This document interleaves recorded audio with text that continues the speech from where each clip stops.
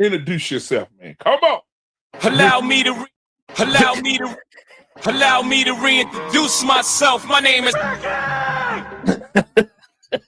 Absolutely, man. Good to see you in the building tonight, my brother from another mother. Thank you for being here tonight. Now I want to talk about something. Anissa had sent me a link to watch of Brother Umar. He was talking about the snow bunnies. He was talking about black men with snow bunnies. And so I want to start the conversation out tonight with this. Why are black men finding so much comfort in the arms of a bunny? Why are they leaving the nest and getting the best? That's what they say. That's why I'm not going to say that. But Anissa, you sent me this, and I want to have this conversation. Blasphemous. Okay, so Anissa, can you give us some insight on what you believe when it comes to why white men are leaving the black woman at the restaurant and picking the white woman up at the hotel? Come on, talk to me. Actually, the reason I sent you the video was actually Umar Johnson was calling them to task, really. He was talking to Shannon Sharp and Chad Johnson. They have the Nightcap podcast. Mm-hmm. And so he was, I think both of them pretty much have a preference for women that are non-Black. And so he basically was addressing that, the transfer of wealth that generally happens with these men when they date these type of women. And so he basically was calling them on the carpet for it, said that he wanted to, come on their podcast, so he could, discuss that with them. So I just thought it was interesting because I thought he had a valid point. There is a great transfer of wealth with those men when they marry outside of their race. The women typically don't have a lot of the issues that Black women have to deal with as far as child support and all those things, all the lovely things that you all love to talk about on here. So I just was curious as to why it seems as though Black women are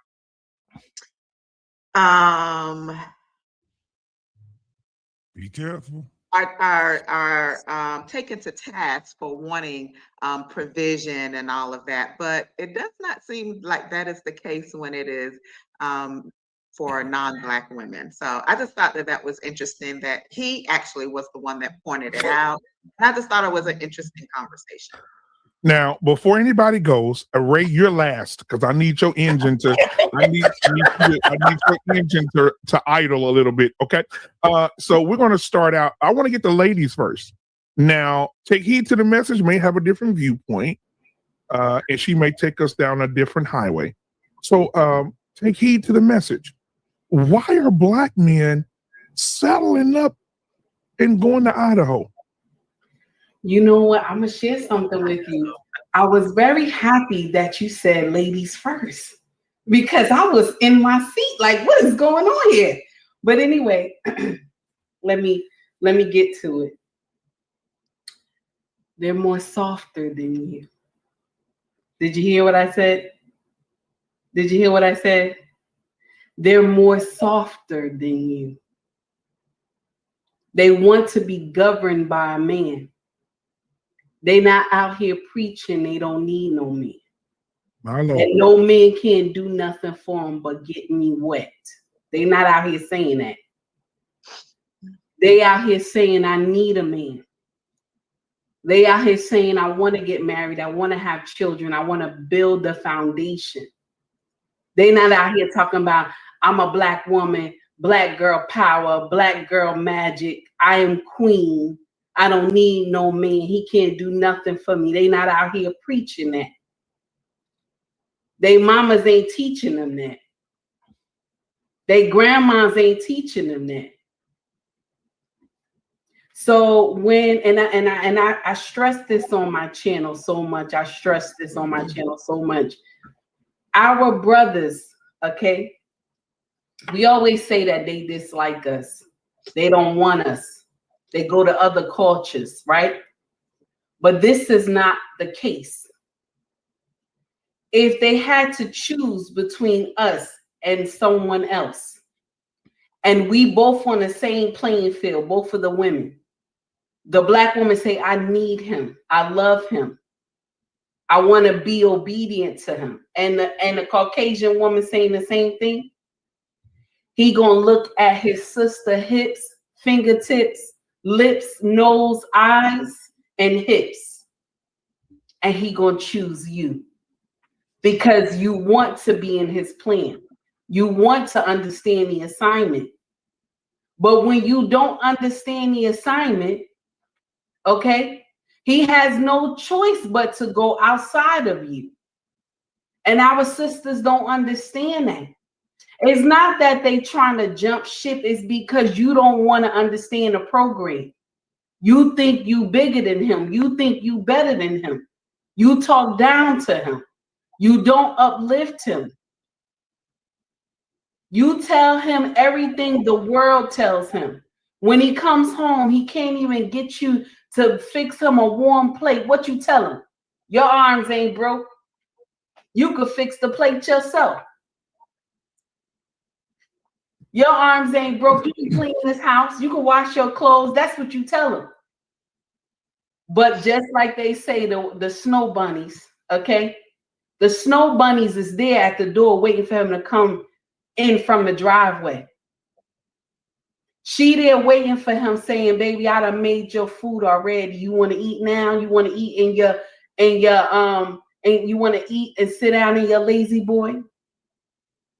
She's there. Do you want me to rub your feet? I know you've been working all day. She's there to listen when he got a problem with his boss. She's there. She's telling him, King, is going to be all right. But we the same ones that like, oh, your arms ain't broke. You can fix your own stuff. If he come home and tell us he had a rough day with his boss, we tell him, why you complaining? You're a man. Why are you complaining? This is why they go to the snow bunnies, as everybody's saying. It's because she's more softer than you. She wants to be on his program. Take heed to the message. I'm done.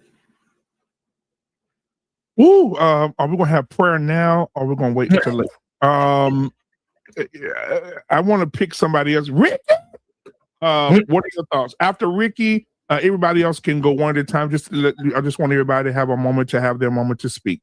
We'll let everybody speak, and then we'll address everybody's comments. Ricky, why are Black men spray painting their mailboxes white and not black? Can you talk to me? I mean, if we want to keep it in the simplest term possible, white women understand the assignment. If we want to put it in a simple, let me pose. When a man is not adequate, right? When a man is having issues with women or other men in the world, right? What do we say? That man should adjust, right? He should figure it out. He's out of shape. He's out of shape. Get to the gym, right? You're not smart enough. Sharpen up. Read some books. Get to the library. Study up, right? You don't have enough money. Find a way to get other streams of income. You hear it all the time. Become an entrepreneur. Start a business. Make yourself better. Where's those critiques for the Black woman? Whenever it's an issue that the Black woman has, is your man's not doing this. Your man's not doing that. Nothing is wrong with you, girl. Your man should make the adjustment. It's your man that's not living up to his potential. It's your man that's not living up to the standard. Now, the one thing I can say, you don't hear that in other nationalities in their communities. Their men are men, whether you like them or not. A reason why brothers pick white girls over black girls is simply they understand the assignment. Plain and simple. Plain and simple. I said this before in a live, and nobody wants to address it. And I asked a very simple question. If a man's main job is to get on this planet and reproduce with someone of his like kind, most people want to have a child with their like kind. Can we agree? Is that fair to say? That most Asian people want to have a baby with an Asian. Most Caucasians want to have a white baby. You know, we know those trends are changing, you know, but whatever, right? And it's fair to say, to me, in my opinion, if the world went perfect, if the world went the way it's supposed to go, a black woman should want to have a child with a black man and vice versa. What is it that the black woman is doing so wrong that the very men she birthed don't want to deal with her? Nobody ever answered that question for me. What is it that's happened that's so drastic, that's so traumatic for the black man, that the very woman that breastfed him, the very woman that raised him and nurtured him and taught him what love and compassion is not the woman he wants to bed down and marry?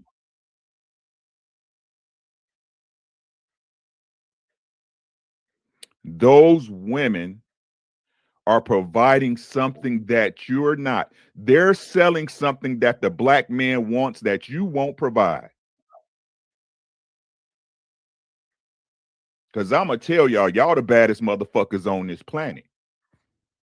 Facts. But what is it about y'all that don't make the juice worth the squeeze?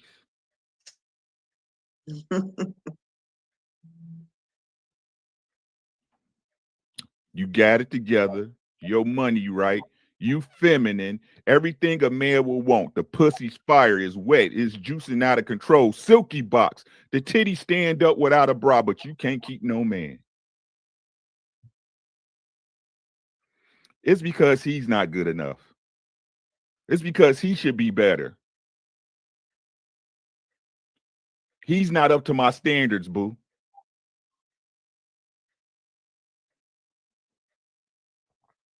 They understand the assignment.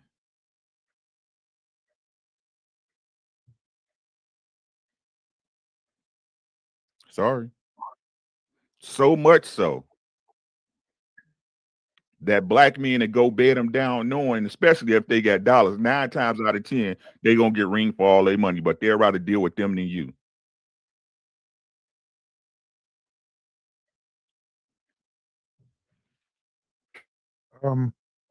Wow. Mr. Bennett, why are black men choosing to go white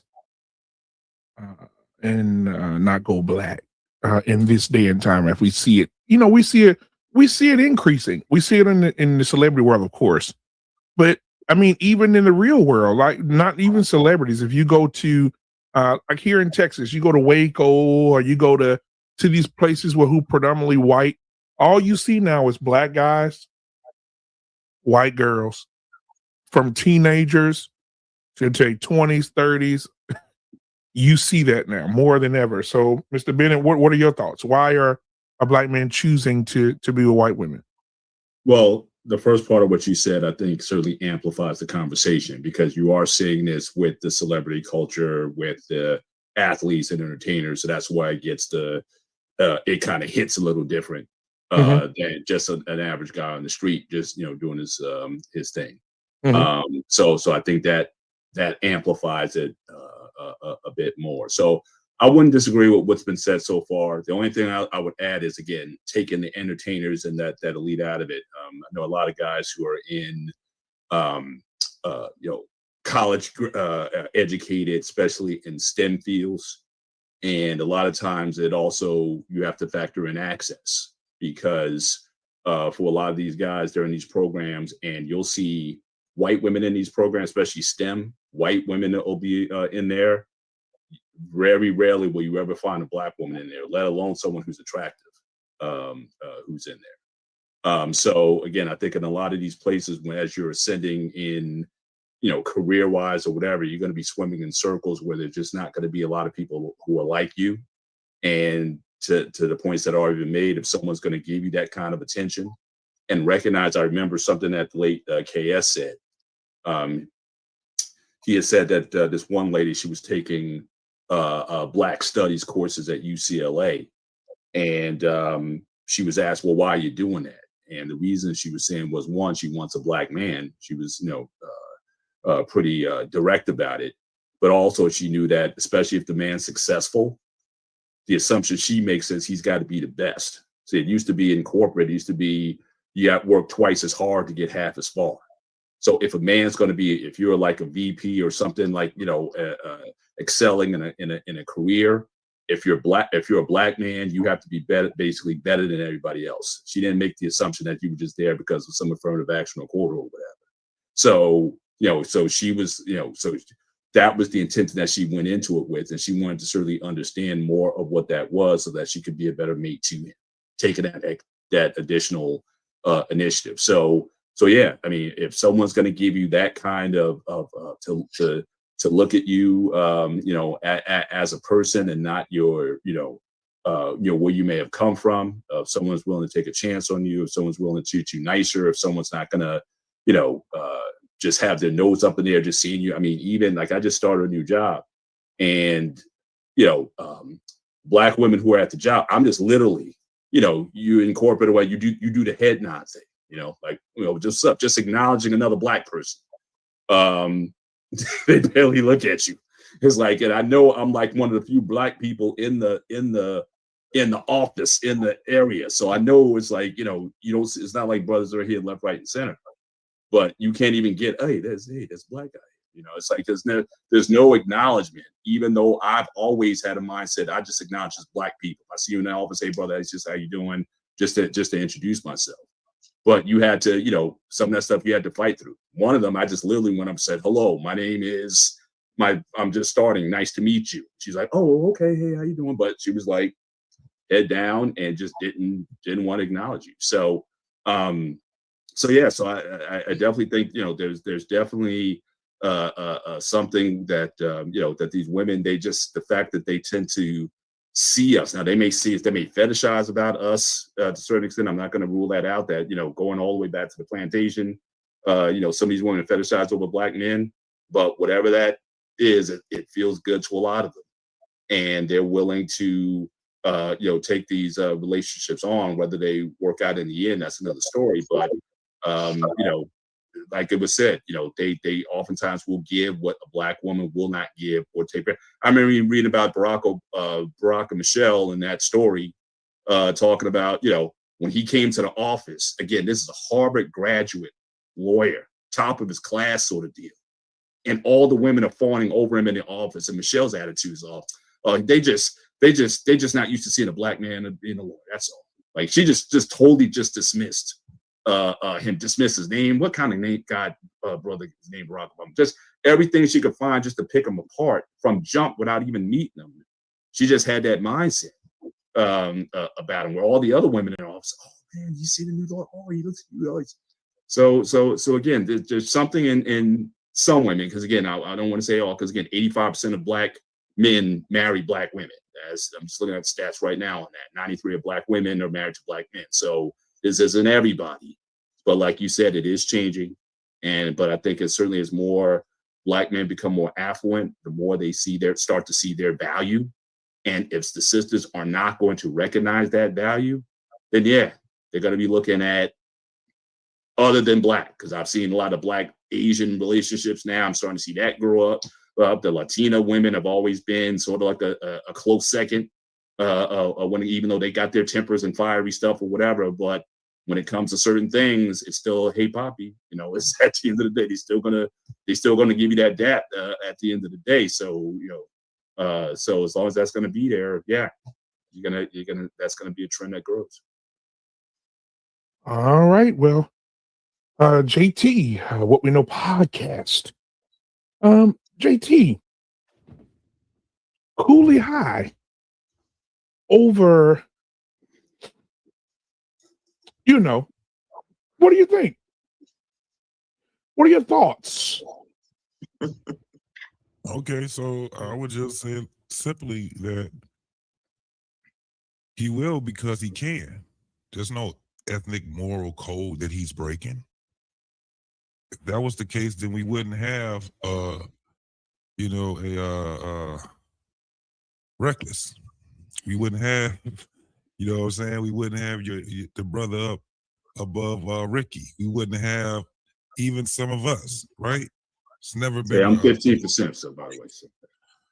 You know, I even heard people say, well, people want to be with black folks because they want kids to look just like them. I have seen some mixed kids look just like their mama and their daddy.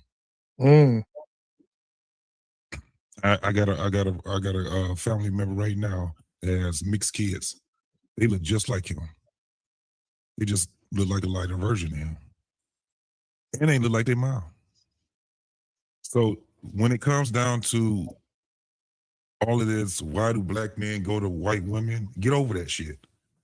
Because they can. That's what they like. I don't hear nobody in an uproar about women liking other women, men liking other men. That's anti-family. How about that? What's anti about a black man being with a white woman or a black woman being with a white man? Why is it still such a problem? Why are we still hurt? Black women, why are we still hurt because of that? I can tell you why. It was what Ricky was just saying.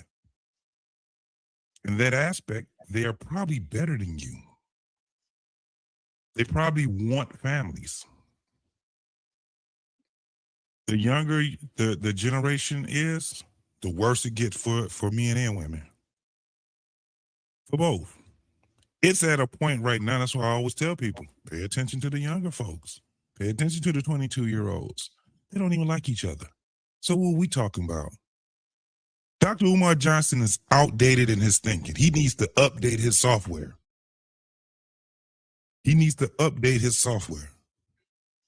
Family is what we should be talking about. We shouldn't be talking about colorism.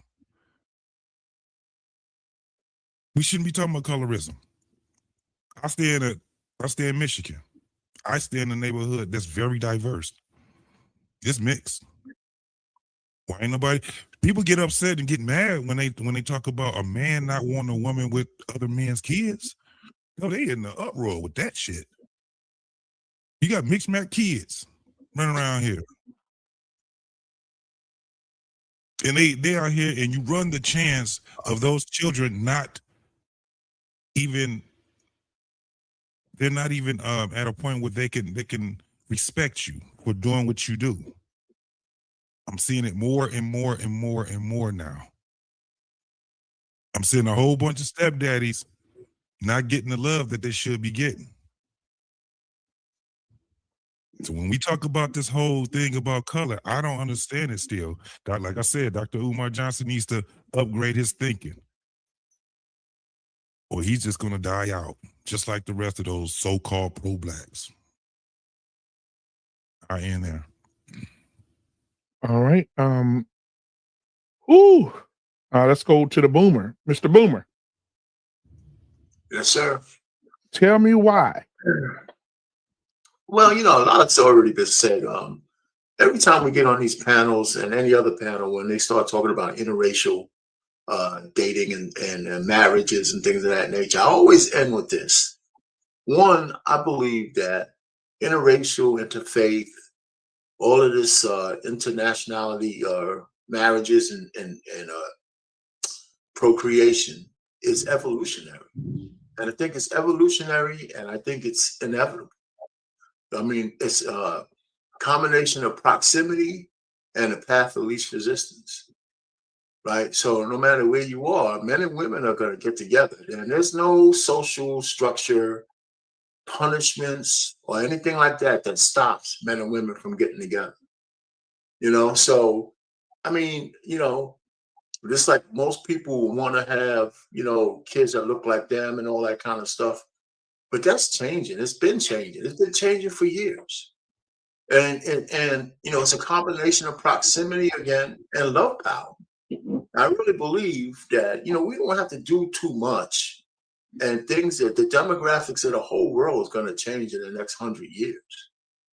And it's changing right before our eyes, and people just need to recognize that. And the thing that Black people have is just the same thing we always have. We need something to complain about.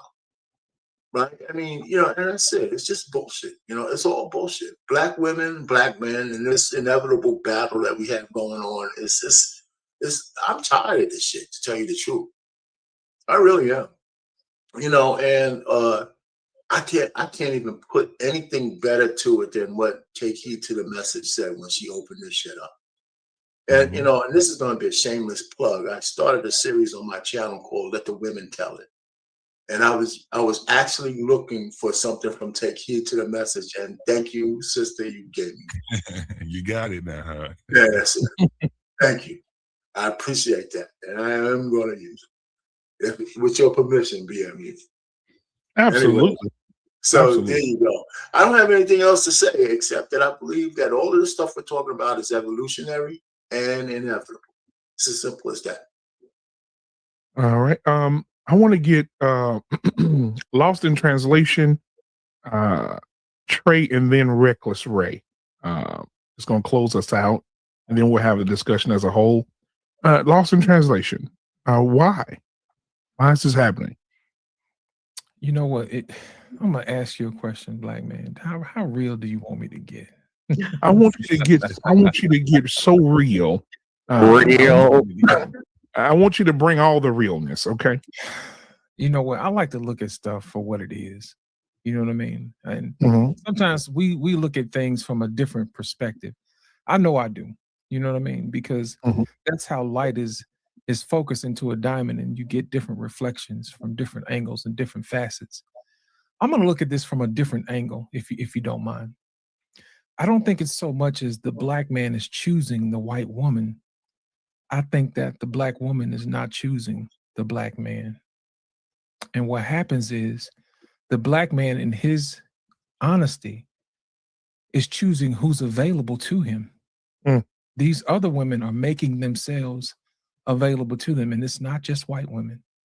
You know what I mean? It's Filipinos.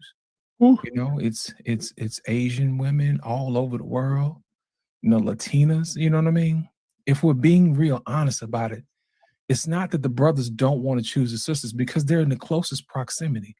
You see what I'm saying? And these babies ain't coming out of nowhere, if we being real.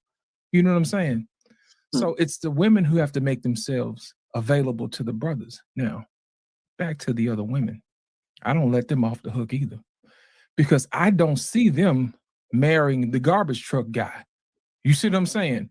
They're not marrying the guy who works down at McDonald's. You know what I'm saying? They're not marrying the police officer. You know, they're going for the top of the line. So I'm not fooled with them either. You see what I'm saying? However, I will say this in defense of the passport bros. When they do go overseas, those women know that these guys' money stretches a little bit further. You know what I mean? As you said, go ahead. Yeah.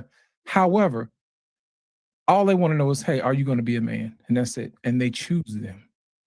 My thing is this: why won't the sisters give the brothers an honest effort? You see what I'm saying? Why won't they just say, hey, I want to build with you. I choose you. You know what I'm saying? Why won't they do that? And I think if we're looking at this thing logically, I don't think the brothers are not choosing the sisters. I think the sisters are not choosing the right brothers. You know what I'm saying? They're not willing to put in the work. And that comes from information that's passed down from your culture. So if you've been told that the man who's supposed to protect you is no good, you're not going to value him. So what's going to happen is those other women have been trained to value their men. And they've also been trained to value men in general. So they look over stuff like that. But I don't let them off the hook, because they also want someone who's doing something with themselves. If we're being honest, that's what women do. They want somebody who's doing something themselves. Now, when the brothers are doing something with themselves, we like to pick those guys apart. Most sisters will pick them apart. You know, he's not 6 foot. You know, he's not this, he's not that. You know what I mean? That type of thing. Instead of saying, hey, what do you need me to do to help you along the way? You know what I mean? That type of thing. Because that activates something in that man. You see what I'm saying? And he would want to take care of her and build a family and that type of thing. But we have to fix the way that our sisters view the men that are supposed to protect them. If we can do that, then we'll be on our way. But until then, it's not so much as the brothers are actually not picking the sisters because they want to. It's the fact that the sisters are not picking the brothers and the brothers are taking what's available to them. You see what I'm saying? They're actually going where they're celebrated and not where they're tolerated. Thank you. My Lord. Trey, I want you to speak your mind and pass the baton to Ray because he's overflowing with steam. But go ahead and tell us. I got no problem with that. First, good evening to everybody, but especially Anissa. It's always nice to see you. Hello. Whoa. Wait a minute. Do I need to put everybody on set? No, don't do that. It's an inside joke. She knows why I did it. Yeah. We all got love. Anissa and I don't see eye to eye on anything. So that's why. I'm gonna give you 10 reasons why Black men are choosing Black women. How many reasons? 10. You said 10. Poverty rate, eviction rate, student loan debt, consumer debt, bankruptcy rate, obesity rate, divorce rate, out of wedlock birth rate, single mother rate, and my personal favorite, STI rate, to include over 50% of Black women have herpes. 10 reasons why Black men are not choosing Black women, because they are quite frankly bottom dwellers and they're at the bottom of the barrel. And why would anybody want to choose the absolute worst if you had a choice? Now, if you have no choice, I can understand that. But for some men who have worked their way up and have made some money and have opportunities to date any type of women, any race of women, why would you choose the absolute worst? I'm not even going to go any further than that. That's my reason as a man. If I were to stand a white woman next to a Black woman, and we're not talking about physical appearance, because in my personal opinion, Black women are the most attractive. So we don't even need to talk about physical appearance. That's neither here nor there. However, taking physical appearance out of it, if I start to calculate all the other things, I am more than likely going to run into one of the 10 things that I just described to you from a Black woman. Not to mention how many of them have children. So no, that's to me the reason why I don't believe that it's not the Black women are choosing. I think that Black men, for the most part, are starting to wake up. I think men across the world, especially in the United States, are starting to wake up and realizing I have standards and I can choose too, and I get to pick the woman I want based on how much money, how much resources I can bring to what I bring to the table. A lot of men are getting smarter about it. There used to be a time where a man was just very happy with, hey, I got a wife, I go to work, I make the money, I bring the money home to her, and I'm good. We have a family, I'm good. But there are a lot of men are saying, no, hang on. I'm in the top 10% of men. I'm in the top 5% of men. Why am I settling? No, I'm not doing that anymore. So that's the reason. That's my opinion. That's my personal opinion. Can I ask Trey a question about what he just said, though? Okay. So are you saying, can I ask a question? Because I think Ricky made a point and you just made a point. So you are totally okay with knowing that the majority of them are probably interested in you because of your ability to provide.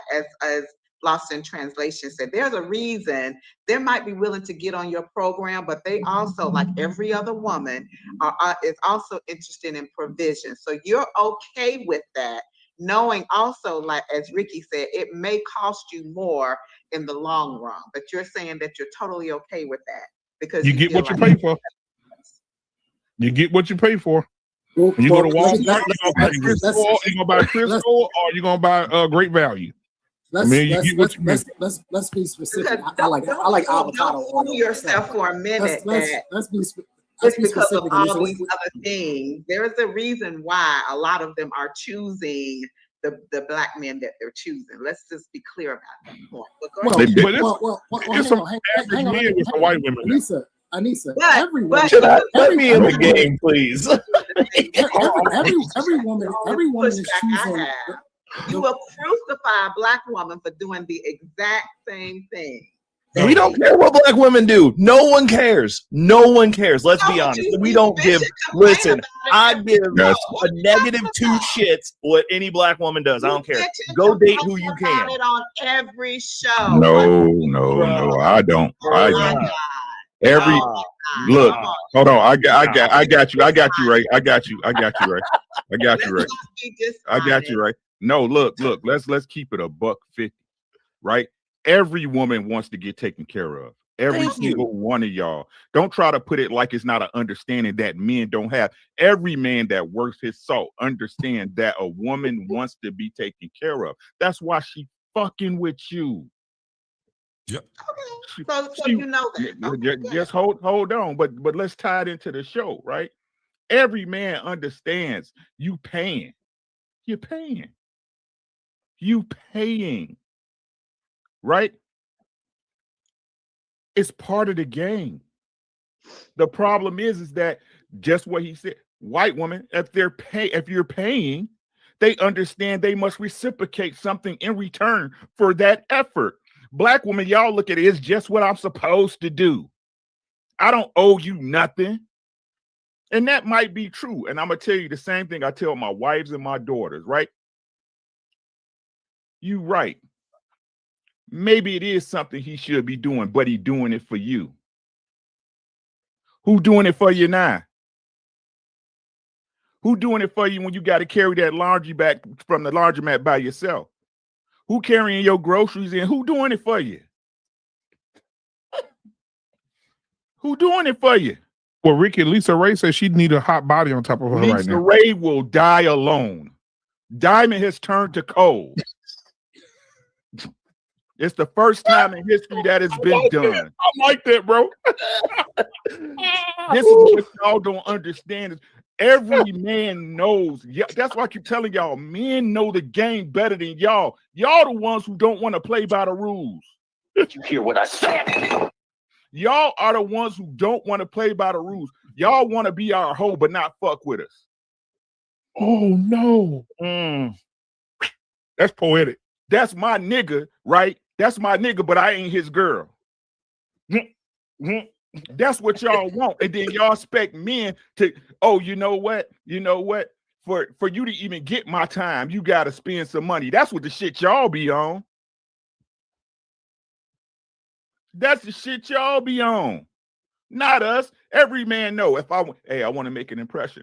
I want to look good. I want to go on a second date. I know I got to put forth a certain effort for you to even consider me.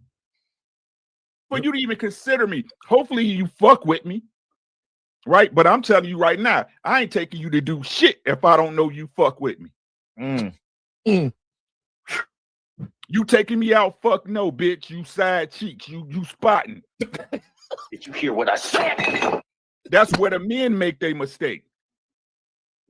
But y'all want one-way transactions, and that's a no-go. That's why y'all losing out here. Y'all will continue to lose. Y'all want one-way transactions.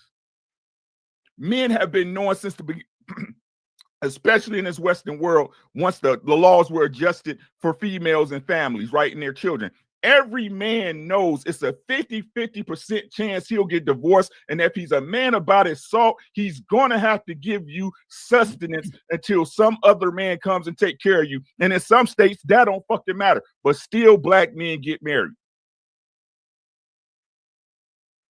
Still. But we the ones who got to level up. We the ones who got to be better.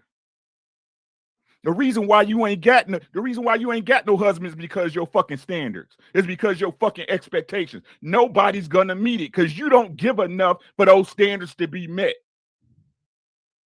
That's the shit y'all don't. You're not fucking worthy.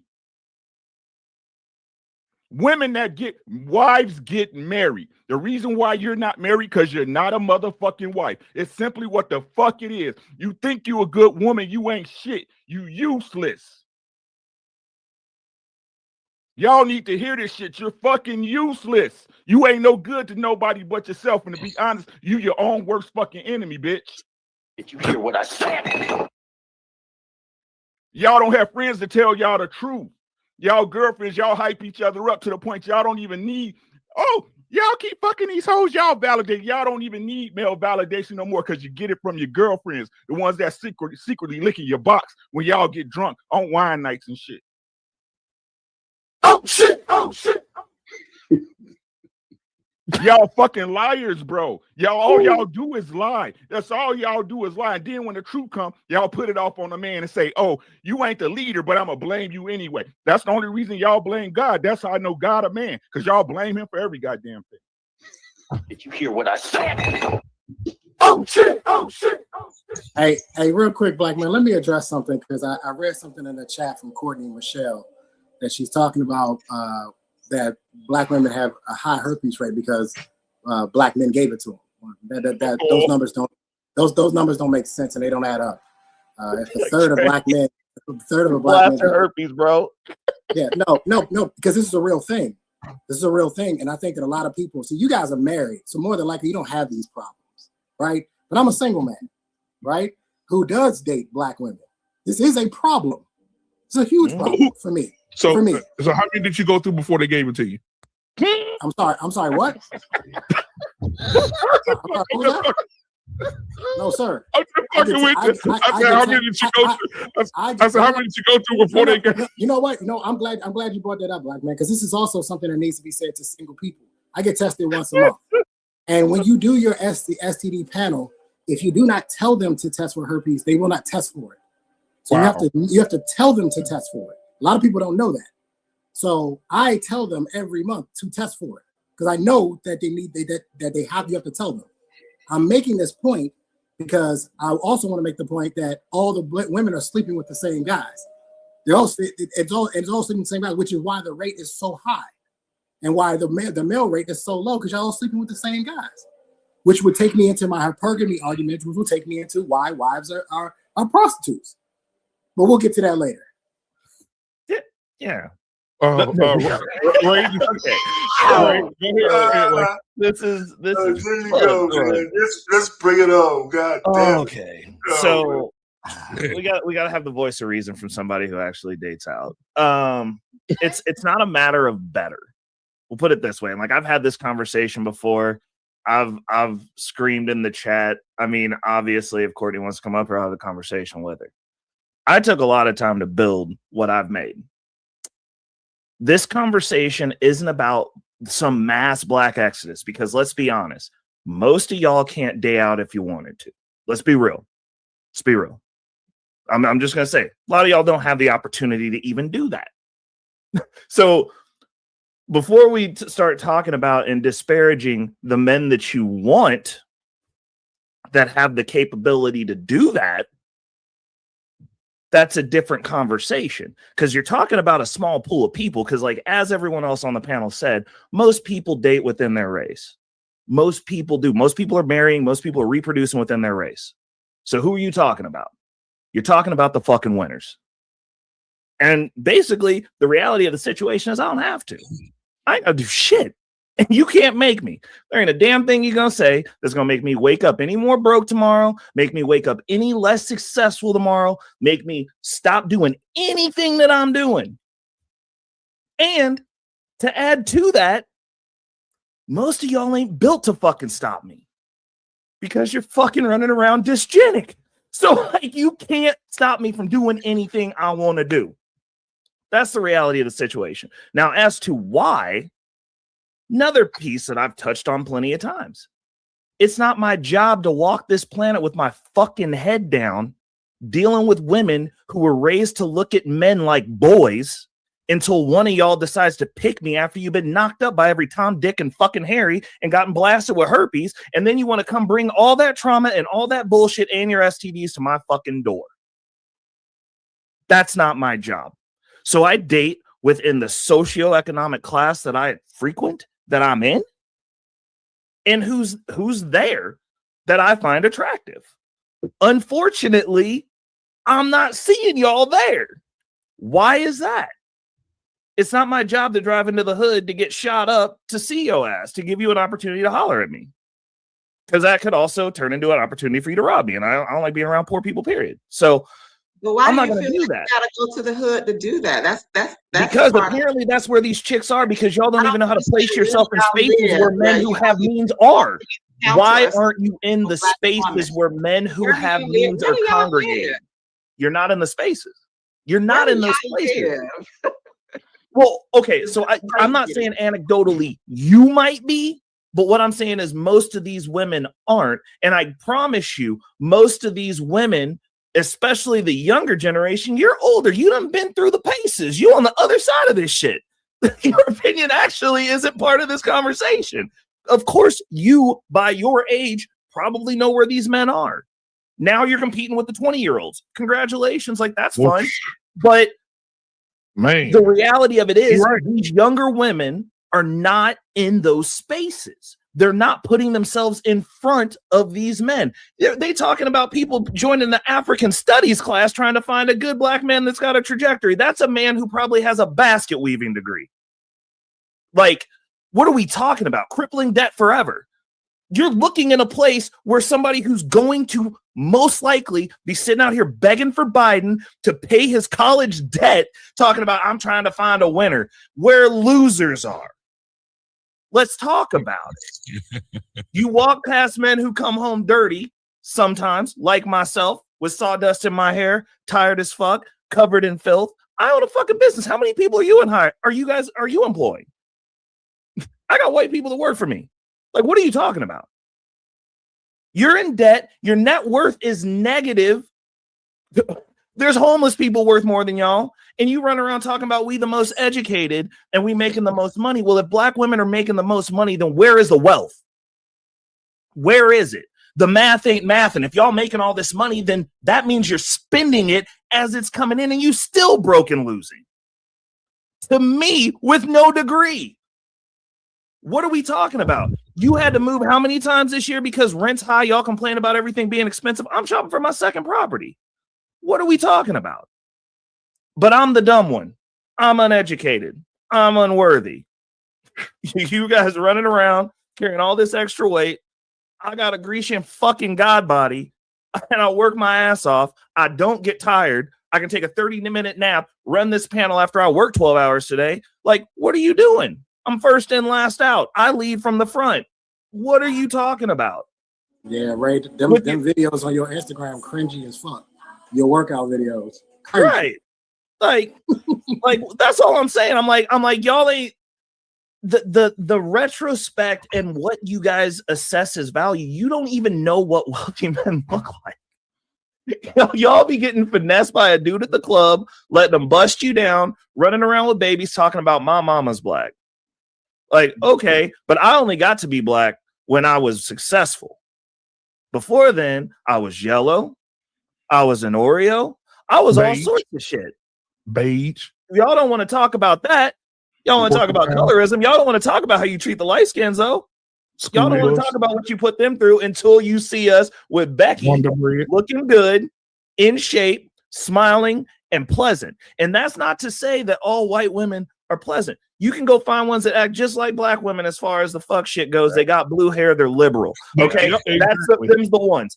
And they're very closely aligned. And you know what? They're starting to get big too. So what I'm saying is there's a certain stereotype that comes along with fuck shit.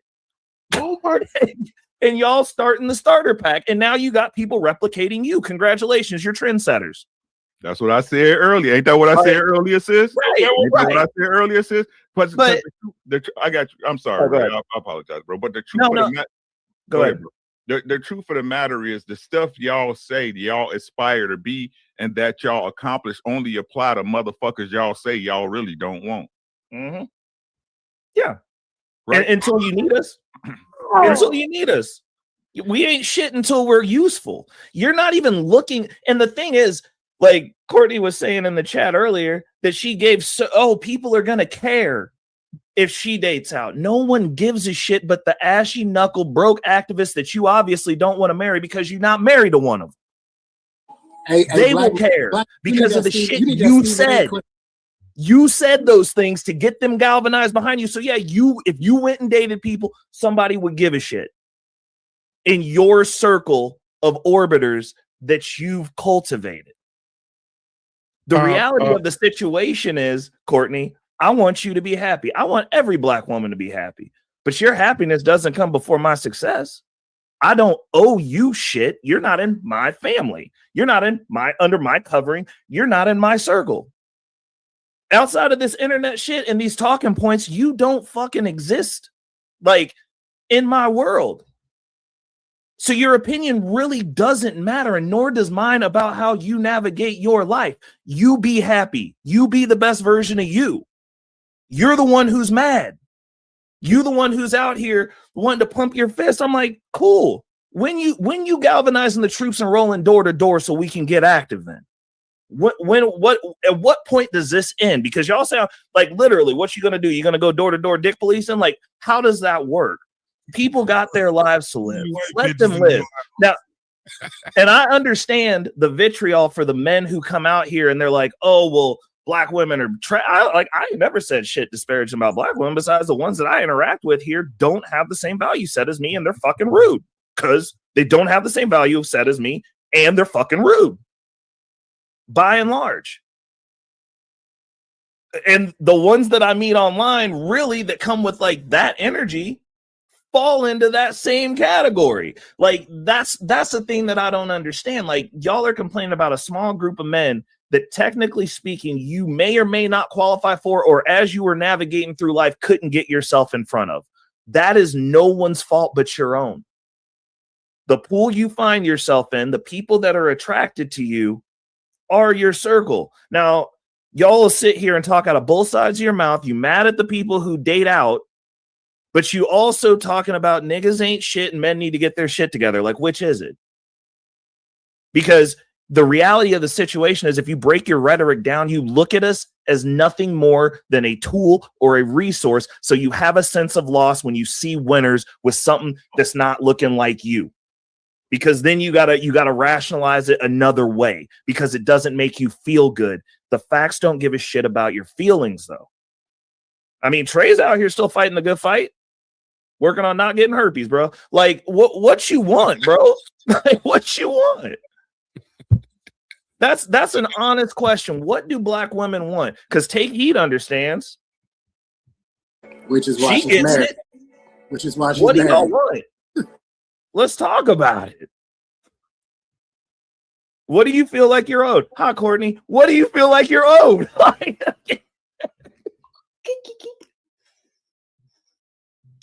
You know, it's so crazy because, you know, it's hilarious when people are like, don't dick police us. Don't dick police us. But then you dick police the Russell Wilsons. No. You dick police them. You're a simp. How dare you be with a woman as a baby mama? You dick police them. Don't dick police. But then you dick police women that you think that is with a Pookie and Ray Ray. You dick police them. It's an absolute lie. It's not an absolute lie, because it is. The policing comes in when you go when because I've never personally disparaged Russell Wilson. Like, that's his choice, and he's got more money than everybody on this panel put together. So let me take it because I've disparaged him. Let me tell you why. Okay, go ahead, Trey. I disparage Russell Wilson because he's one of the good ones, and I get tired of seeing good Black men get stuck with bad Black women. That's the problem. Sierra's a bad, no matter how you want to cut it up, Courtney. Sierra is a bad Black woman. And the moment she had a child by a man whose name is Future and had 14 other kids with 14 other women, she labeled herself a bad Black woman. And I hate to see men like Russell Wilson, who have kept his nose clean and didn't get in trouble and made millions of dollars, settle for a woman that is beneath him. That woman is beneath him, period. Sir, you're dick policing. No, I'm not. Yes, you are. No, I'm not. Because I'm not telling him who he can have sex with. I'm not telling him who he can have sex with. I'm telling him that he's better than Sierra. He can do better than her. Sir. The idea of dick policing is you are. How would you know, Courtney? You don't have a dick. How would you know? This is my problem with women in male spaces. You shouldn't be here. Period. Hold on, wait a minute. Y'all shouldn't be here. Wait a minute. But you guys want to tell a man what dick policing is. You want to tell a man what dick policing is. No, of all people, fine. the person has a vagina wants to tell a man what dick policing is. I can understand if it was Ricky. I can understand if it was lost in translation, Mr. Bennett. But you don't have a place there. You're super hype. So calm down. So I don't know if you're hype because I just came up here, but you're hold on a second. Hype. First of all, wait a minute. We're gonna level set this thing. Hold on. Dick policing. Hold on a second, Courtney. Give me a second. Courtney, give me a second. First of all, welcome to the panel. Who's talking? I'm talking. Okay. Let me say this. Hold on. Yeah. First of all, welcome to the panel. Hold on. Courtney, wait a minute. I'm the host for right now. First of all, I'm going to welcome you to the panel. Okay. Good evening. Thank you. Now you may proceed, and Trey, you can go after that with the rebuttal. Let's go. Thanks. All right. The idea of dick policing is telling a man what he should do with his dick. If Russell Wilson or any man decides to be with a woman and he's happy with it, and then you want to judge him for it, that's dick policing, sir. If he's happy with who he has, then let him be happy. Who are you to judge? So, Trey, rebuttal. I'm a man, first of all, who can notice the nature of another man who's not happy. I can see it on his face. I can see it in his body language. I also played sports. I can see how it translates into his game. That man went from being a damn near MVP caliber football player to stinking it up because his wife is out of control. Because his wife, his wife doesn't know how to respect him. And you're dick policing him. I'm not dick policing him because a part of dick policing on the definition that you're missing is when a man tells other men who they should be having sex with. I am not telling Russell Wilson who he should be having sex with. I am simply making the argument that Sierra is beneath him and he could do better. You're doing that. That's dick policing. If he's happy with what he has. All right, it's circular at this point. You feel the way you feel. I'm not. No, it's not. I feel. We can move on. I'm not in a conversation about how I feel. Trey. So hold on, Courtney. You're in your feelings. I feel that he has a woman. Next. I feel you're in your feelings. Okay. So I think the miscommunication here is when men are speaking on a topic, we can tell men, because I've dated single mothers, we can tell men that it is a worse deal than dating a woman who doesn't have children. It is. There's more stuff complicated. You got a whole nother man and potential dick in the mix. Like it's not an amicable situation for a man, period. Like you got resources split with another man's seed that's not your lineage. Those are things that we can talk about. I don't believe in shaming Russell. It's his decision. But if I'm talking to another man, they're like, hey, Russell's like, what that's doing is tight. Like, well, let's break this down. Russell Wilson is rich. You are not.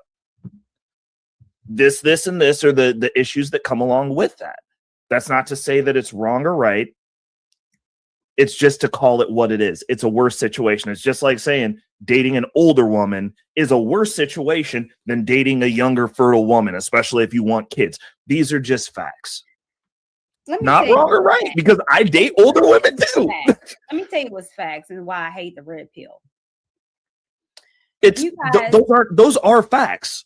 There are more complications that come with a woman who has children than one that doesn't. That's your opinion. That's how you feel. No, it's not how I feel. That is the truth. It costs more. There's more cost involved. There's another man involved. What are you talking about? Sir, it's not a fact. There's no stats or facts to placate what you're saying, sir. You're saying that your expenses are lower now that you have a child? My expenses? Yeah. Just paying for you to be under a roof with a kid. You're saying that it's less expensive now that you have born in existence than it was when you were just by yourself. That's what you're telling me. No, we're not talking about Yeah, we are. Having a child, you're talking about baby mamas. And That's what having a I'm saying child. is that Come on, Courtney, let it go. are you You were so not in this wanna corner talk. and you don't want to give up. saying- Like, baby. She shouldn't What? be here. That's the problem. no, She she's shouldn't just be gonna here. need to play this back because that shouldn't was be a bar right there, and she just circled herself. Like, yes, a baby mama has a child. There's an expense. That's a person. Yeah, There's a Well, whole they ass don't, other okay. thing involved in this Ray, they relationship don't now. consider the Listen to expenses me. if they're getting child support. It's Listen not- to me. it's Y'all not gotta let expensive me anymore. talk. Somebody's paying Let for her, Trey, You let her have to let me finish. talk. let's let But Courtney- I want to know how a Courtney baby out. mama doesn't have a child. Let's It's let weird. Courtney get Like, hers you're out, so and then if you want to emotional rebuttal, today. you can rebuttal. Go ahead, Courtney. Let me talk. No, there's not a baby mama on Nan stream that is telling y'all to be with her. We honestly, as a mother, Mhm. we don't care. Okay. We don't. The majority of people, Black women, Black men, have children. So when you get our particular age, 35 and up, you're going to be dealing with someone that is going to be probably a parent. Fair enough, Courtney. But and so here's anecdotal as well. Me personally, I don't. She's and wrong. I can date women who don't have children. So like, what? Hold on, just a second, guys, because I want to do something real quick. I want to get take heed. I want to get take heed in on it because it's another female on the panel. I'm trying to explain. We need to address something. Weird. She's saying that half of Black men don't even have kids. That's a lie, sir. More than half don't. More than half don't have black. That's More a than lie. half of Black men At are 40 single and at- childless. at- What are you talking about? Please, at 40 years old, and I'll put it in a stat. At 40 years old, 80% of Black men have a child. But that's a stat. All men aren't 40 years old. But wait a second. The median of Black people that are living right now is between 35 and 40. So that means the median of Black folks are between 35 and 40. That means majority of people in that age range as women and men have a child. So okay, Courtney, I'll give you that. But my question is this. My question is this. Men choose wives, right? Men choose the wives, right? I'm sorry? We choose the wives. We have access to marriage. We control that, correct? That's a lie. That's a lie. Okay, so women are just going around picking husbands? Then why are y'all complaining? You can, let me tell you why that's a lie. And I hate that when y'all say that men have access Well, I mean, to just marriage. go get your man off the man tree, and like there should be no space where women are police and men are dating what color they are because y'all just pick husbands. Go get one. Are you going to be quiet so I can talk? Yes, ma'am. Go ahead. Thank you. That idea is a lie because just because you ask a woman to marry her doesn't mean she's going to say yes. It's not necessarily access. It takes two. You asking a woman to marry you doesn't mean that she's going to say yes. Okay, fair enough. But when what I was saying, okay, so can we disseminate this down to one men? mic, y'all. One mic. Yeah. One mic, y'all. Y'all are the most. I'm gonna give you that, Courtney. Courtney, I want to give you that point. No, don't give her that point. No. Hey, let Reckless do what Reckless do. Okay, I got this. Emotional ass panel I've ever been on. Y'all can't even let a woman talk. Because you're full of shit. Letting you That's talk, why Courtney. nobody wants to hear it. Well, sir, I don't know. Courtney, I'm trying to let you talk, Courtney. I'm trying to give you that point. But okay, so then let me rephrase it. Men choose who they ask to marry them. Am I right or wrong? Can we agree on that? We get to choose who we ask. And it takes two to agree. Fair enough. But we get to pick who we ask, right? Yeah, so it as takes a two man, to agree. and this is where the plane lands. As a man who's picking who he asks, it does take two. You are correct. But if you're a man sifting through the women, and you have baby mamas, and then you got these young, fertile, not yet baby mamas that are younger that you can also date and ask to marry you, you're going to default deal with the ones that don't have the kids first because it's a better scenario. Like this, all roads lead to Rome here. Like, unless you don't have other options. Right. Ray, before you go on, anybody else say anything, Ray, hey, Courtney, before you say anything else, if a man asks you to marry him, it doesn't matter. It doesn't matter whether you say yes or no. He still asks you. It does matter. It's not predicated on you saying yes. My proposal does matter, sir. is not predicated on you saying yes. It does. That's why I'm asking you. No. When I ask you, you could say yes or you can say no. That's what a proposal is. Right. So it's not predicated on you. So men still have access. We're not going to get married unless I ask you. You're not going to get married unless a man asks you. And you're not going to get married until I say yes. No. I won't get married to you. No. You have to try again, sir. If I say no, I don't want to marry you, then you're going to have to try. No. So you don't get to be right here. When a man asks you to marry him, he understands the possibility of the answer is no. Right. That's what a proposal is. You either accept it or not. Woman has the right to say yes or no. Yes. So this whole shit that's a lie is bullshit. A man has to ask. Period. You don't even get the opportunity to say no unless you have to ask, but a woman has to say yes or no. It doesn't matter whether you say yes or no. I still have to ask. It does, because now hold on, Arpain. I want to Take Heed in here because I know Take Heed. I was trying to figure out where the man tree I fell out of was, because obviously I'm defective. What words do you have for what you've been hearing so far? Take Heed. And I'd like to go after Take Heed if I could. Absolutely. I do want to let the ladies speak. Like you said, Arpain, you said it. You said we got to let the ladies talk. So go ahead. Go ahead, Take Heed. So what the problem I have is that we love to live in delusion. This is the problem that I have.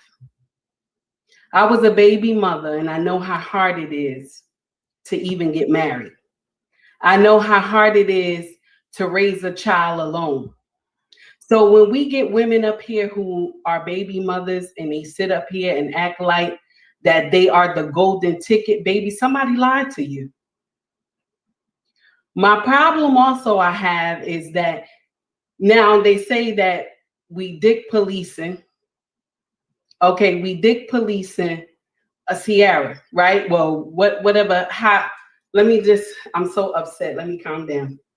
They said we dick policing Sierra's husband, right? Russell, right? But I'm gonna share something with you. I got smoke for Sierra. I got smoke for her because she got a good brother, but she come to social media half naked and not doing what she's supposed to do.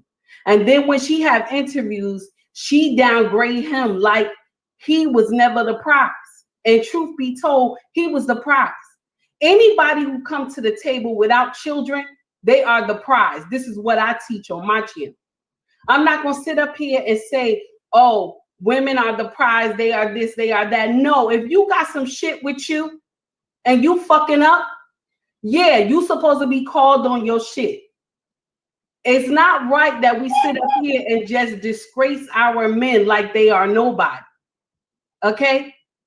Now, we want to sit up here, we want to say, oh, a baby mother not looking for marriage. She not looking for marriage. That's a lie. I call that cat.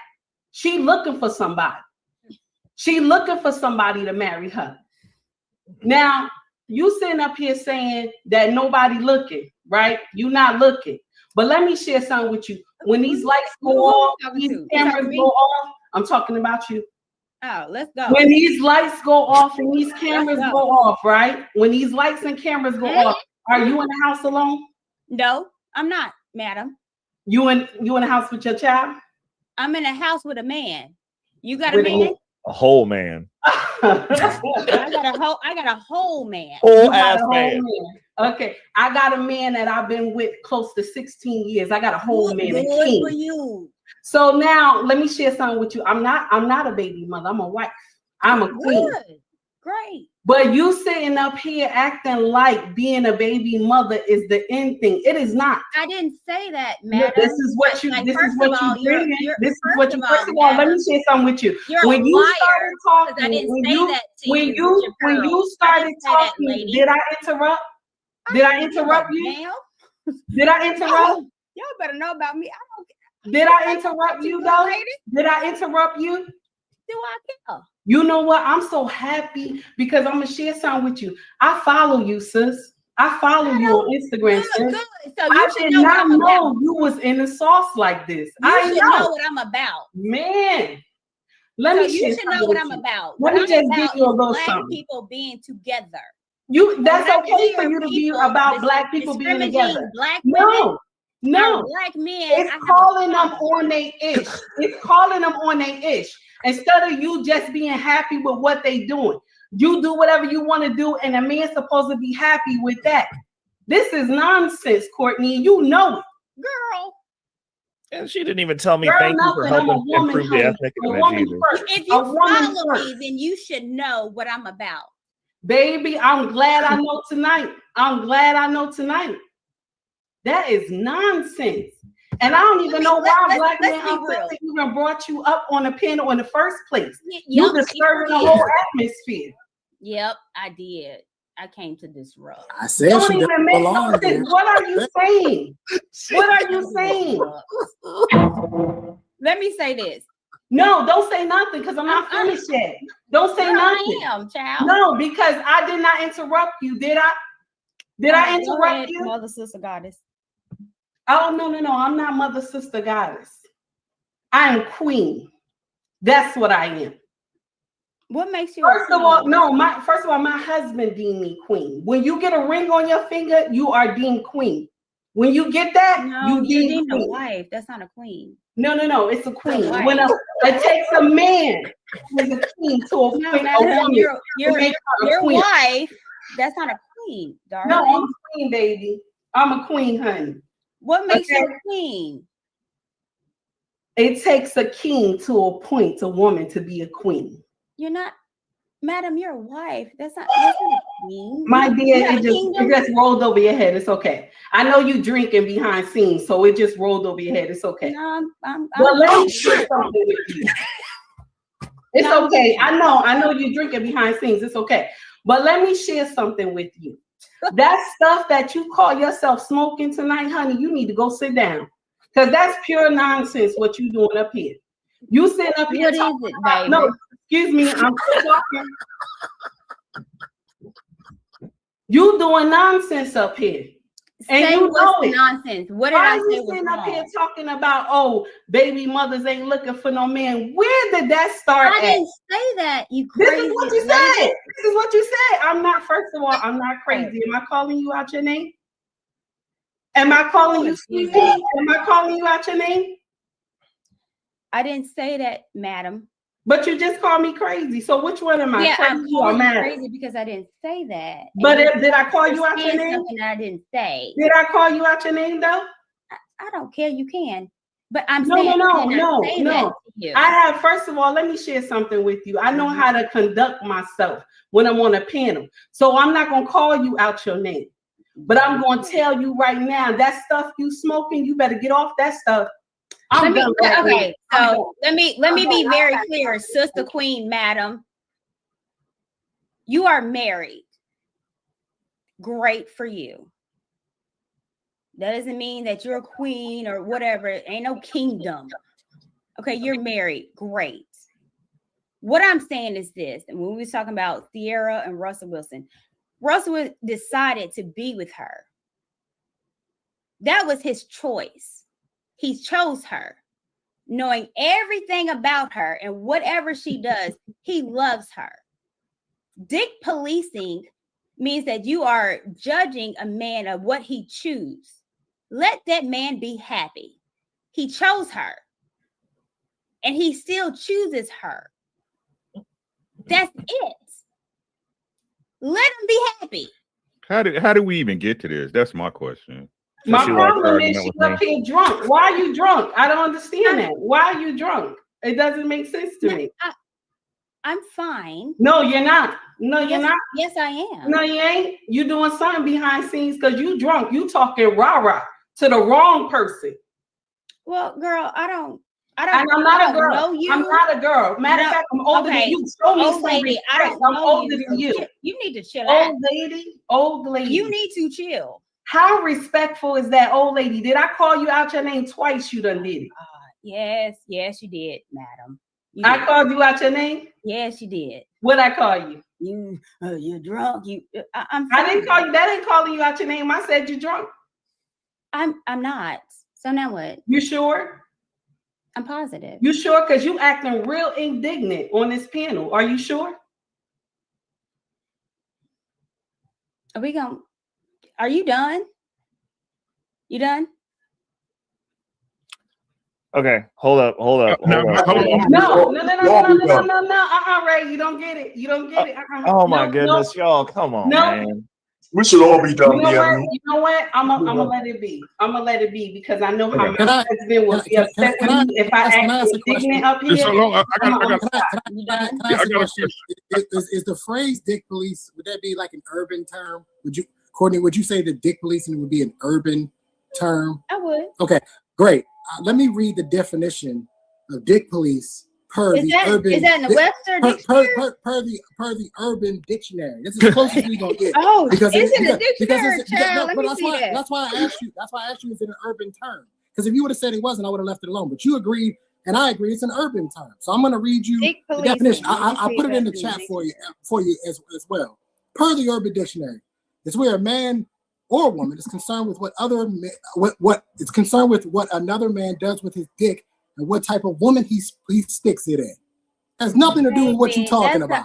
It has to do with sex. It has to do with sex, not the woman he married. Not the woman he married.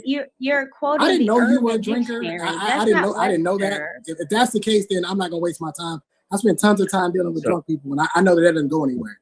I didn't know. Okay. So let me ask this question. Hold on. Let me ask this question. That's the Urban Dictionary. You realize that, right? Well, it wouldn't be in Webster's or the Oxford. That's why I asked you. So that's what I said. It's an urban term. It wouldn't be there. It would only be in the Urban Dictionary because it's an urban term. But Courtney, what he's saying is that's kind of the at present agreed upon definition from the mass consensus of people. You can't. It's an urban term, yes, but if there's a consensus and he read you what the consensus is, you can't bend that term to fit what you want it to be because it's an urban term and it can just mean anything. You're absolutely right. So that's what he's saying.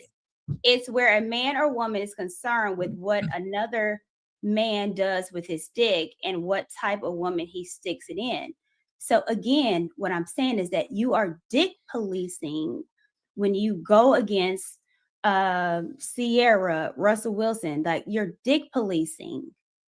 And that's what you're doing. And what I'm saying is that you can't talk about Black women dick policing or whatever, but you're doing the exact same thing.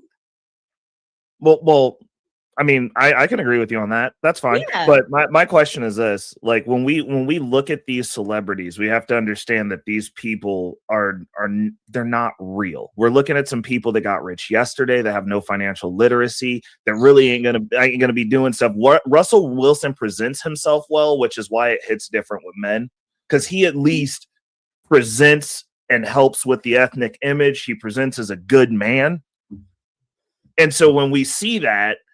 And then we see him still go back for that club thought that we're supposed to be divesting ourselves against, which is the cancer of our culture. It hits a certain type of way because it's upsetting. Now that doesn't apply to you, Courtney, because like you ain't out here twerking on your platform.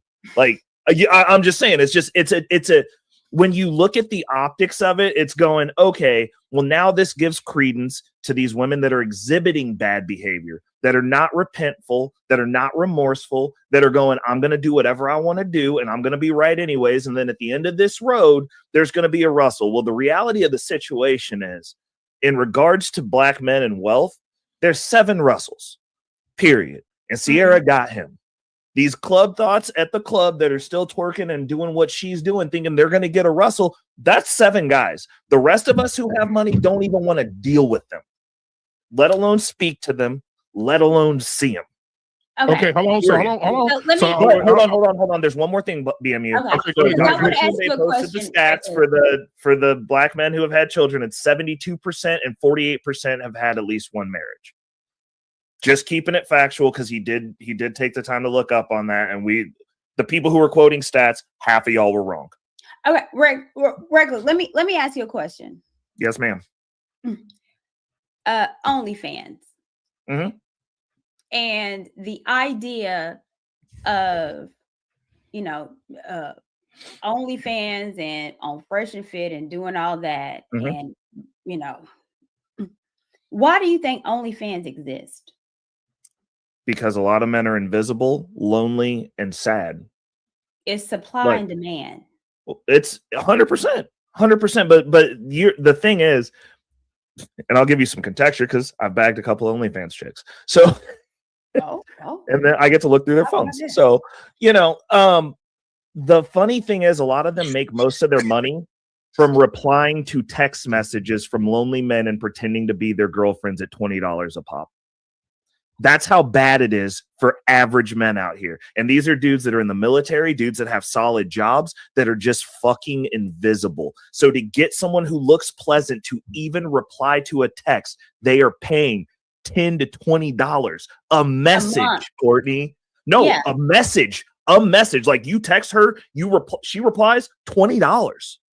So do you not see the dichotomy of it? Where it's 100%. We don't want women to be sluts and whores. However, we're paying and wanting the attention of sluts and whores. Well, Courtney, for someone with my intellect, I would be a really good drug kingpin. I don't sell drugs. It would be easier.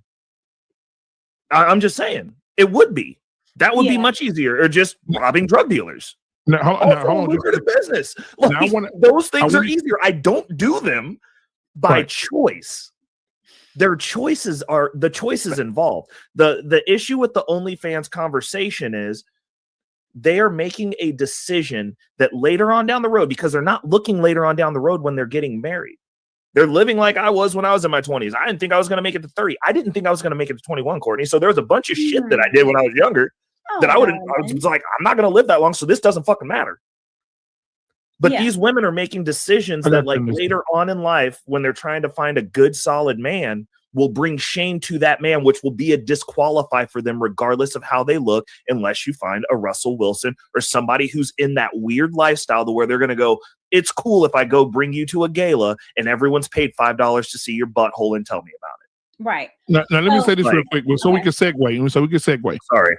Into the topic of the night. And I want Anissa to go first because she's been patiently waiting. Thank you, Anissa. Traditional marriage is just a legal form of prostitution. Anissa, give us your thoughts, and then we'll go into, and then give us your thoughts what you had prior to this, and then give us your thoughts on the subject of tonight. Traditional marriage is just a legal form of prostitution. Go ahead. Well, I presented that question because I just thought it would be an interesting topic, and it actually did exactly that. I can imagine if Umar goes on the program with Shannon and Chad together, it would be equally. It would. So it did exactly what I suspected that it would do. We veered off kind of towards the end, but I think that it's important that women understand how, because the men were very good and very succinct in expressing how they feel and how they view us.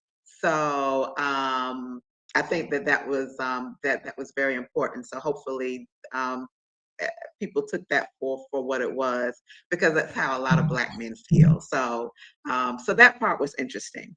As far as the topic, traditional marriage is just legal prostitution, I think that's just someone that just doesn't understand marriage to put it in those terms. There are things that women provide as the wife. There are things that the man provides as a husband.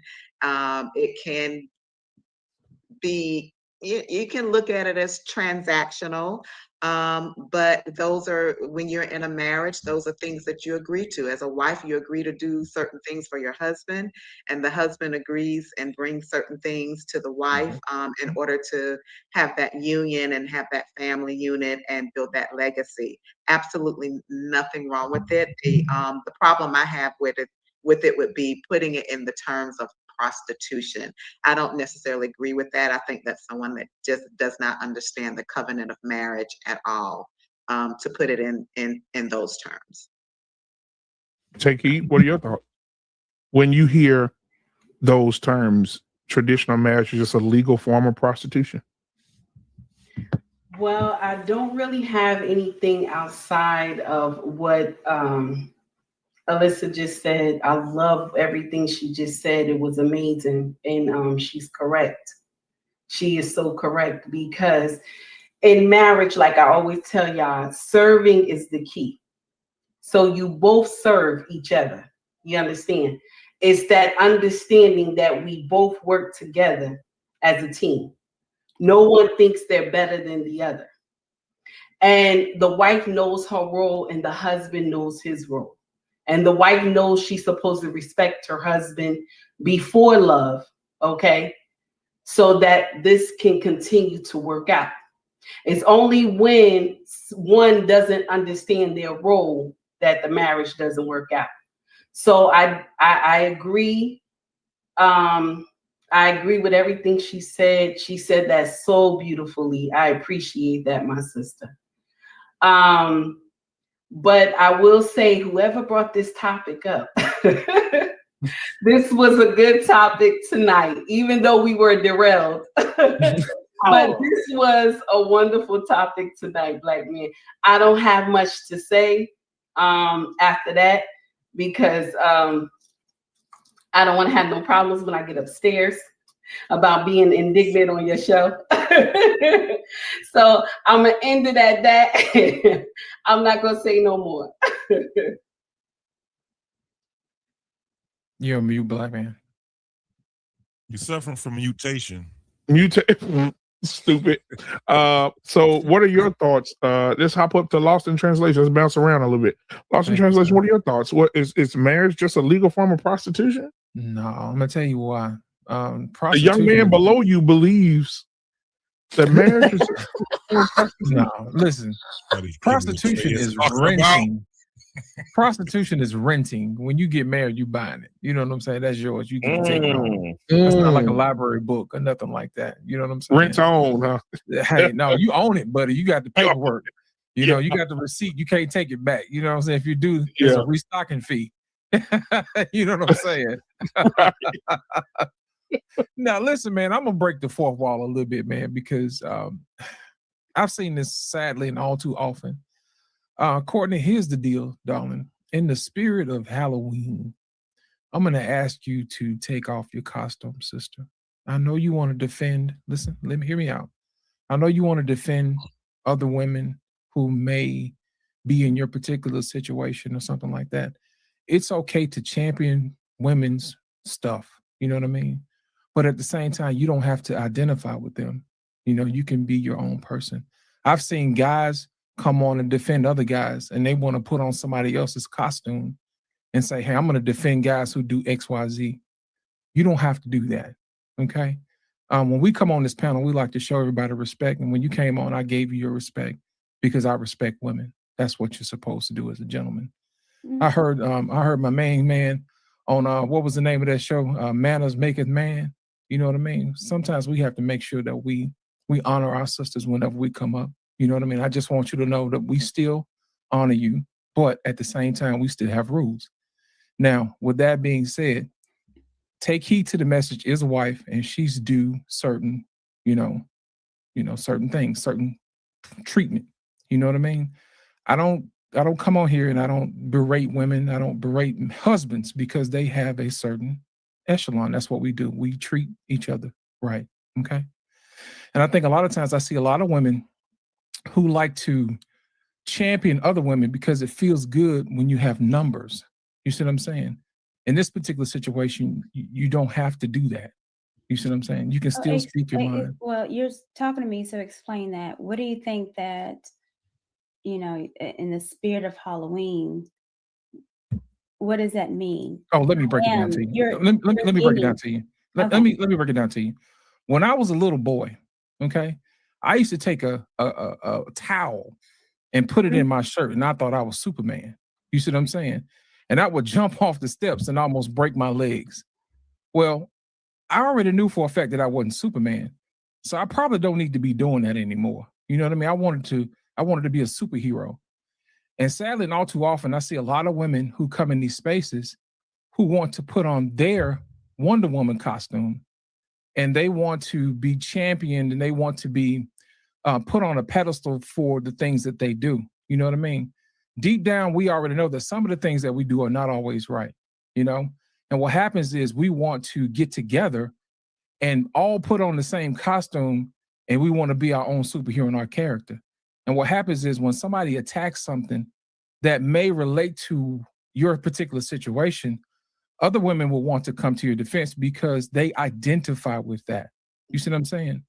So what I was watching you identify with other women who perhaps may be in your particular situation.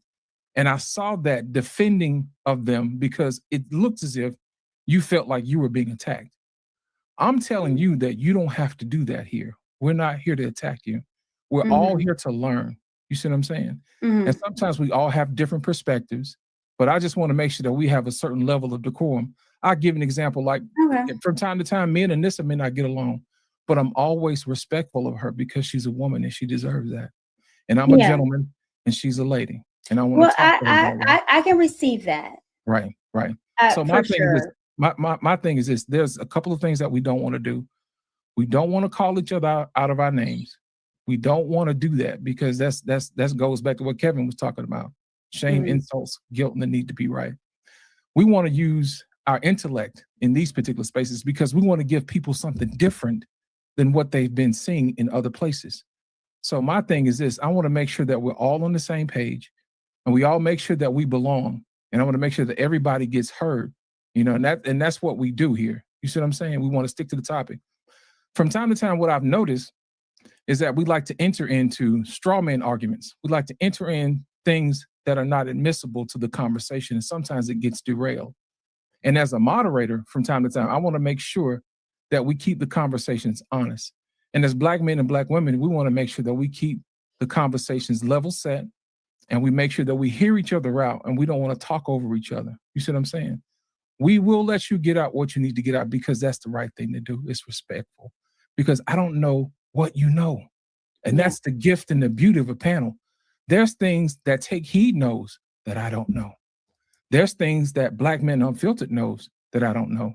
There's things that Anissa, JT, Ricky, and R. Payne know that I don't know. There's things that you know that I don't know. But the beauty of it is we get to share that if we all conduct ourselves in a way that is respectful. You know what I mean? And I want to make sure that if I said anything, I apologize. And I want to make sure that if there's something that you would like to say to anybody else on the panel, if you want to apologize, that's up to you, how you want to do it.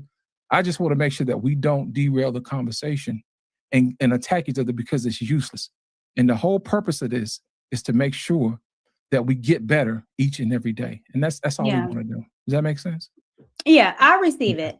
All right. Thank you, darling. For sure. And let me talk to you, Take Heed, darling. I did not want to disrespect you. Because you are married, I actually reverence that because I am on the level of getting married. And in my circle, I want to be around married women to make sure that I get it right. And I hope that you take my apology of not, if I came hostile to you, maybe I did. I maybe came up with a little, because I was hearing some stuff and I was like, I'm going to call in. But it wasn't directed to you. It was just because what I was hearing. And not even on this panel, it's what I've been hearing for years in this space as if because I'm a mother that I don't deserve a husband. Because I'm a mother that I'm not able to be loved. Because I'm a mother, then that's baby mamas, leave them alone, daughter, you know what I'm saying? And so my anger has been with the space that said that I am not able to be loved because I'm a mother. And because in real life, I am loved. In real life, I am about to be married. In real life. And so to you, I do want to apologize because I think I did come a little angry, you know. But because you are a wife, I know that I could learn something from you. So I don't want you to stop following me, child. Matter of fact, I want you to DM me. Give me some recipes. Tell me how to whoop that thing on that husband. You know, I want you to do that. And I hope that you take my apology to heart and that you do DM me. So I learn how to whoop that thing on that man. So, lost in translation, I want to say something to you, sir. I want to say thank you. I appreciate you interceding. As the king that you are, I appreciate that. Interceding on behalf of me and Courtney, I greatly appreciate that. And Courtney, I accept your apology, my dear. There's no hard feelings at all. No. Now, let me say this real quick. Thank you, Bishop, Lost in Translation. This is why I always say that we are a big old family. I grew up in a house with a lot of brothers and sisters. We would kick each other's asses often. But nobody else can say something about my brother or my sister. Or it's gonna be some furniture moving. As this went on, somebody learned something from this tonight. Mm-hmm. Somebody saw the fire, right? And a lot of people DMing me saying, why you ain't say nothing? No. Because eventually what we do here, and it has happened a bunch of times, right? Mm-hmm. Lost in Translation, right? I mean, I wish Mr. Bennett was here. He would say the same. You're right. We have gone at each other, and at the end of the day, we are grown enough, mature enough to say, you know what? I apologize. Mm-hmm. I had my point, but my point was overboard, and I apologize. Take heed how she handled herself with class. Women learning from that, right? Or Courtney saying what she said, then coming back and saying, you know what? I see it now. You know what? I'm out of line. Right? So somebody learned something tonight from Lost in Translation. Somebody learned something tonight from Anissa's patience. Somebody learned something tonight from Take Heed's class. Somebody learned something from Courtney's apology. Somebody learned something tonight. And so that's why sometimes it is good to allow things to happen. So those very things that happen, they don't happen again because we learn from those things. Right? So I love each and every one of you. I appreciate the conversation. I appreciate the apology. I appreciate everybody coming back together because now we got to do one thing. We got to get on Trey ass because Trey said that marriage is a legal form of prostitution. And Trey, don't you get your ass back on this camera. He said that. But he said it, and so Courtney, I'm gonna go to you. What do you think that? But when he come back on, be on his ass because him and Lil Podcast. I invited Lil Podcast too. He running like a bald head man with midget feet tonight too.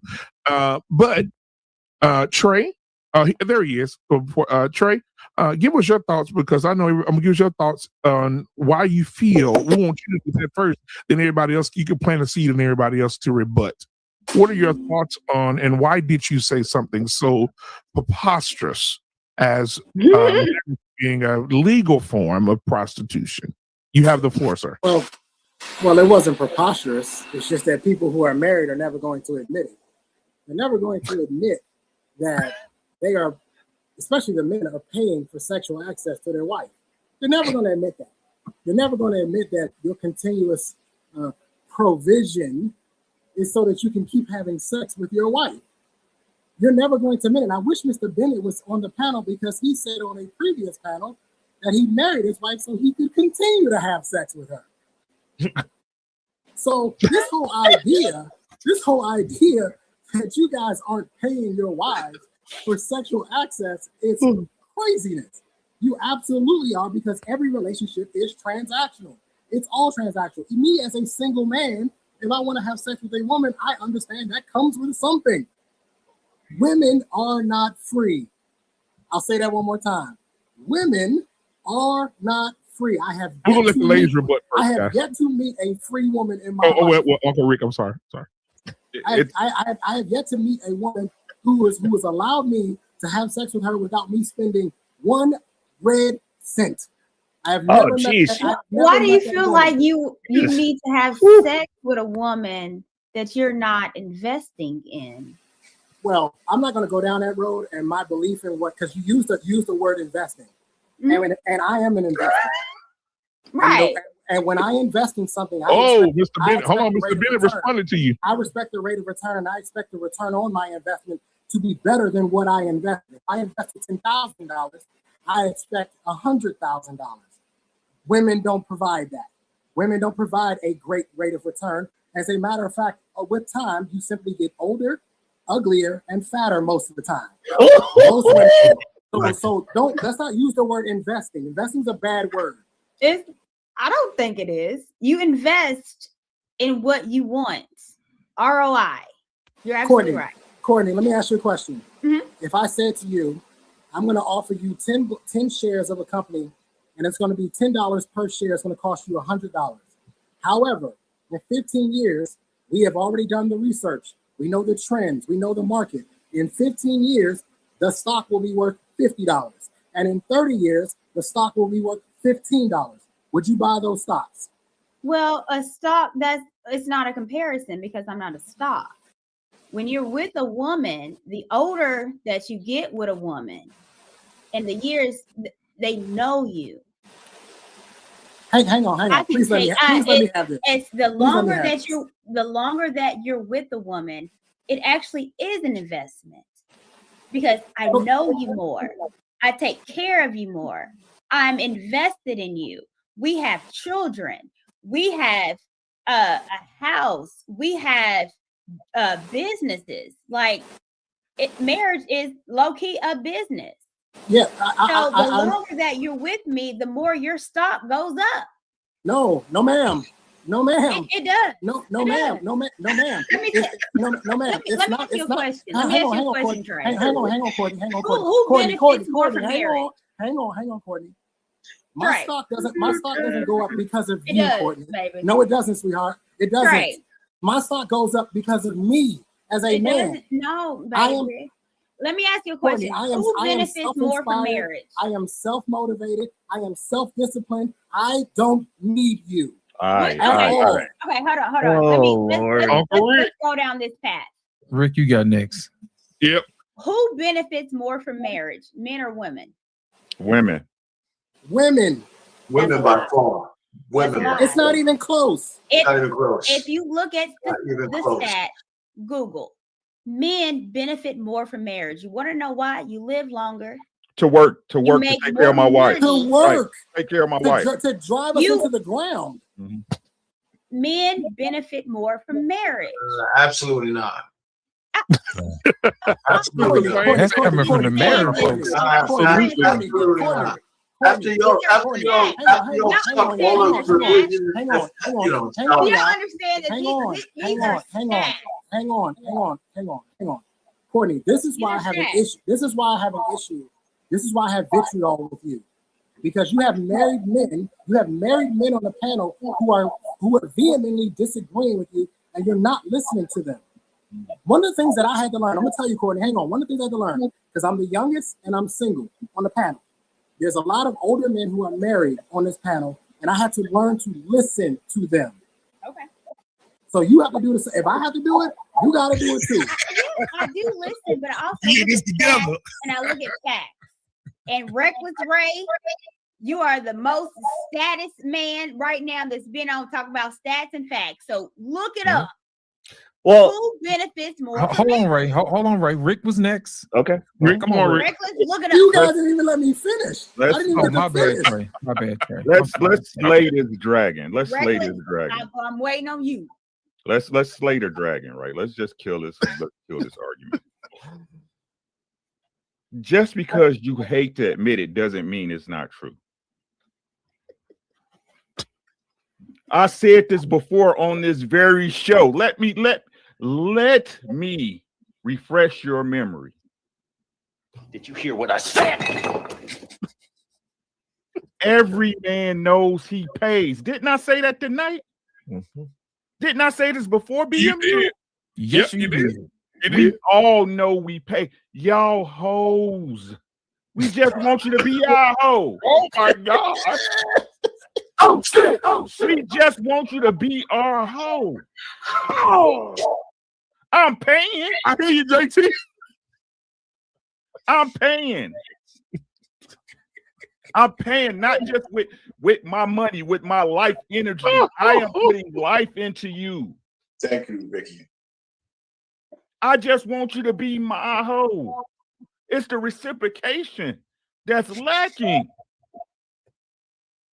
It's simply what it is. You not every single one of y'all women. You got your man right now, right, Courtney? I'm so proud of you. I'm so proud of you. You know what I'm saying? Yeah, we all Shout are. out to you. Why you Right? Yeah, we all are. Hey, Thank Keith, you. you got her every day. Let me finish. I'm just messing with you now. I'm just messing with you. This is jokes, right? It's like, take Keith. She talk about her king every day. How are you, sir? You supposed? Hey,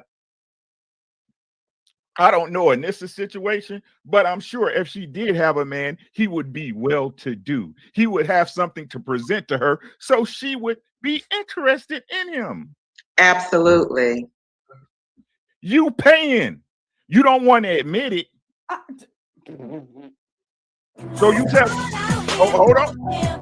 So you telling me, Courtney, telling me, Courtney, with your dude, you paying for all the dates? You footing the bill on everything?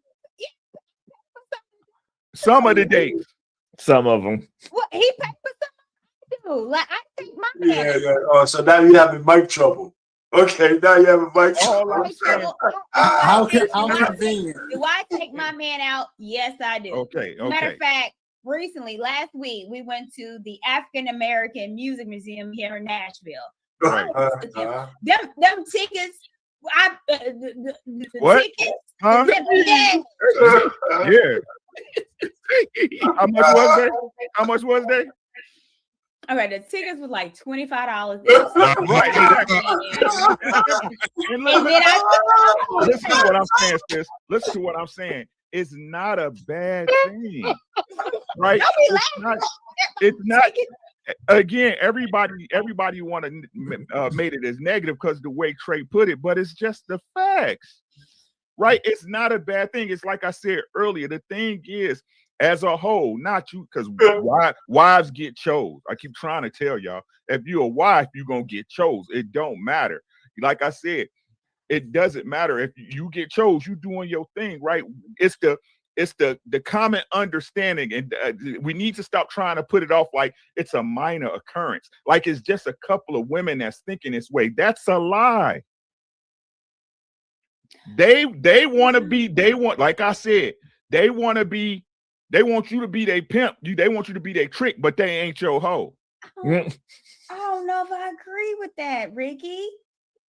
I think the majority of women because they're not on internet, they're not on YouTube, they're not on Instagram. Majority of women that are in relationships are working a job that they take their man out too, and they actually enjoy it. Matter of fact, women love because they work. They want to. Christmas come. They want to get their man a good Christmas gift. I gotta stop you. Like, about nothing. Let me stop.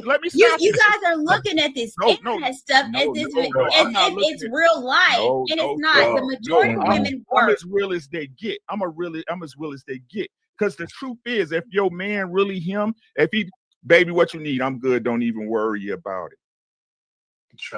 Don't even worry. No. Courtney, can I address that? These is facts. Most men in relationships require very little from their women. Most men require very little. I agree. It gets to the point that when you spend $25 on a date, you remember it. I agree. Courtney, can I let me address this? In my last relationship, we had the same job. We made the same amount of money. Mm-hmm. Literally, we had the same job. We joined the police department at the same time. We made the same amount of money, right? She never spent the amount of money I spent. Never. As a matter of fact, I had to start dipping into some investments to be able to do things because my salary just wasn't enough. She never had to spend. The reason is you want to know why I kept doing it? You want to know why I kept taking her on trips and taking her out to eat? You just take a wild guess why I would even do that, Courtney. Because I wanted to keep having sex with her. Okay. So Trey, let's divvy into that, right? Because with my man, I be wanting to pay. No, baby, I got it. Don't know. I don't want you to do. I don't. That's exactly what Ricky said. Men do that. No. Put your wallet up. Don't. Do you know why, Courtney? Do you know why? Do you know why, Courtney? Because you're gonna dry up if you pay. You're gonna dry up if you pay. If you pay and you continuously keep paying over time, you're gonna dry up. So you're doing the right thing by offering. But what y'all women do is y'all get the alligator arms. It's real short arms that come out. You're not really reaching for your purse. It's little T-Rex arms that come out. You're not really reaching for your purse. It's not what you're doing. Let me say this. Right? Hang on. Let me finish. What you guys are doing are saying, hey, look, I don't want you to feel like I'm a burden on you. So I am offering to pay. But he is doing the right thing as a man because he's telling you, no, I got it. Why? Because he wants that thing to stay wet for him. Because otherwise, it's not going to if you have to keep paying. Let me it's going to dry up like the Sahara Desert. Let me say one quick thing here. Let me just tell you, your disposition today is going to be completely different a year from now if you get, I don't know when you get married, but as soon as you do, and this guy's, if he's a good guy, you are not going to be talking the way you're talking now. I can guarantee you that. 100%. Why do you say that, Arcane? Well, listen, I mean, because the way, I don't know what your man is, but if he's anything like a man who takes care of his woman, that's going to change you. It's going to change you. It just is. I can't. You get spoiled without even knowing it. You get spoiled without even knowing it. Yeah, exactly. You're not going to have as much vinegar as you have. She's spoiled now. Well, yeah, but it's going to be solidified then. But when I get my turn, I want to get to this prostitute shit, man, because I don't ain't ready to go. Can I say something? That's because he been baby booming tricking, and it's different. Bruh. Let me explain something, right? Respect does not equal compliance, right? So your woman, I respect them, right? I respect them, but if you're not handling business the way you're supposed to be handling business, that compliance is going to be a little bit harder to grab onto, right? That compliance is a little bit harder to get. That's when them eye rolls start coming and them, clicking their lips and talking when you walking away and shit. Right? This the shit y'all don't talk about. I'm realer than all you niggas. I keep trying to tell y'all. I went through it with mine. I had to raise my wife. My wife was a beast. My wife was a monster, bro. My wife used to kick bitches' door in. You hear what I'm saying? Well, hey, now I'm daddy, honey boo boo. Oh, Okay. Hey, that's why you were the groom. Well, That's what I'm okay, so telling let y'all. me ask Come on. this. Come on. Let me ask this. Because Monique said that her husband raised her. And And raised she got by a a lot gay of man. backlash Yes, from that Lord. because she said, my husband is raising me. Should she not have got the backlash from that? No. Okay, she should have got backlash because she married that man. Because she married that man. You don't call me daddy anyway when I'm in it. You might as well put it out there in the world. Right. Hold on, Rick. Take heed. I'm gonna take heed in real quick. Take heed. Remember, like if y'all don't watch Take Heed, I'm telling you, I'm gonna beat the hell out of everybody if you don't watch Take Heed. Go ahead and hit the subscribe button. Take Heed talks about how prior to her getting married, her story on how she was before she got married and how her and her husband had their dispositions with each other and how he changed her and how she changed under his provision. Take Heed, you want to allude to that a little bit because that's powerful. What happened with you and your husband? So, Courtney, what they're telling you and what our pain, they always like to crack on our pain, but what our pain is telling you, he's correct. If your husband, your soon-to-be husband, is a good man, honey, all this stuff on your platform, your talk will change. You want to know why? I'm going to tell you why. My husband treat me like a baby. He treats me like a baby. You want to know why? You want to know why? Because I do everything he asks me to do. Now, when we first got married, I was a force to be reckoned with. Just like Ricky said, his wife used to kick down BITCH's doors and all that. Yeah. I was the hood of most hood. When people see me on these channels, they be hollering. They be like, where'd she get this from? Because I remember when she used to do nonsense in our project. It's because when you come across a man that is a king and you doing nonsense, this king won't let you pass. There's going to be a problem here because he can't let you walk into his kingdom talking like you crazy. So he has to teach you. He has to raise you to be the wife he needs you to be. And most women don't pass this door. Most women can't. They can't handle the raising and the burning and the fire and the brimstone. Most women can't. Because I know my first 2 years was hellfire. My husband was like, nope, that's wrong. Nope, that's wrong. Nope, that's not like that. And I'm like, wait a minute, what's going on? There was many times I wanted to run from my marriage. You know what my husband told me? Baby, this lifetime, honey. This lifetime. You got a problem. This lifetime. When I gave you my ring and I gave you my name, you gonna respect me. Nice. So this was our problem. And then in our second year, when I decided and I sat on my bed, this is before we bought our house, I sat on the bed. We got in a heated argument. He was right, but we got in a heated argument. And I just sat there and I said, this man is a good man. Why am I doing this to him? This is what my mind said. And I just closed my mouth, boom, like that. And he looked at me. He said, did you hear what I said? Just like that, right? And I looked at him and I said, I heard you. I was very calm when I said that to him. And he said to me, so you ready now, huh? I said, what do you mean I'm ready? He said, you ready to follow? And I looked at him. I said, yes, I'm ready to follow. And ever since then, I've been following this man. And we going on 16 years married. Man. So let me share something with you. If this man is a good man, your whole platform gonna change, baby. When women come on your platform talking nonsense, you gonna say, nope, you better check you. You better look in the mirror. You better check you. Something is wrong. Because when you have a man who knows himself and he knows that he is king, can't no woman tell him foolishness. No woman can. And I got a humble king. I don't have a king that be screaming, talking about I'm out for all that stuff. I got one that's quiet, but his tongue is sharp like a knife. Like he can say stuff to you will break you down. Okay, shout out to my king.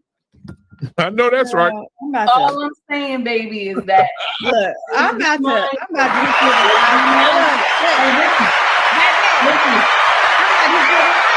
Ricky, you on fire tonight, Ricky. I'm just looking at you. You know I'm co-signing everything, right? I'm just trying to. I just fell asleep. That's all. Just say one more thing. Take heed. What's your IG? What's your IG? Take heed to the message. I'll put it back there for you, Courtney. I'll put it. Yeah. Let me just add this one thing. I'll put it in. Let me just add this one thing real quick. According to that statistic that men live longer, we may live longer, but our goal is not to live longer than our wives. True. Well, you don't. That's right. So that whole thing about we live longer is well, you live longer than what you're supposed to be, but you usually don't outlive your wife. But okay, Breakfast Ray. Yeah. Did you pull it up? Longer than I'm supposed to be, Courtney? So yeah, I'm looking like what the supposed to be gonna come from. She like, hurry up and die, get out. We live longer to service our women. That's why we live longer. That's why we live longer. So in regards to who benefits. This is like an episode of Maury. Yeah. In regards to who benefits.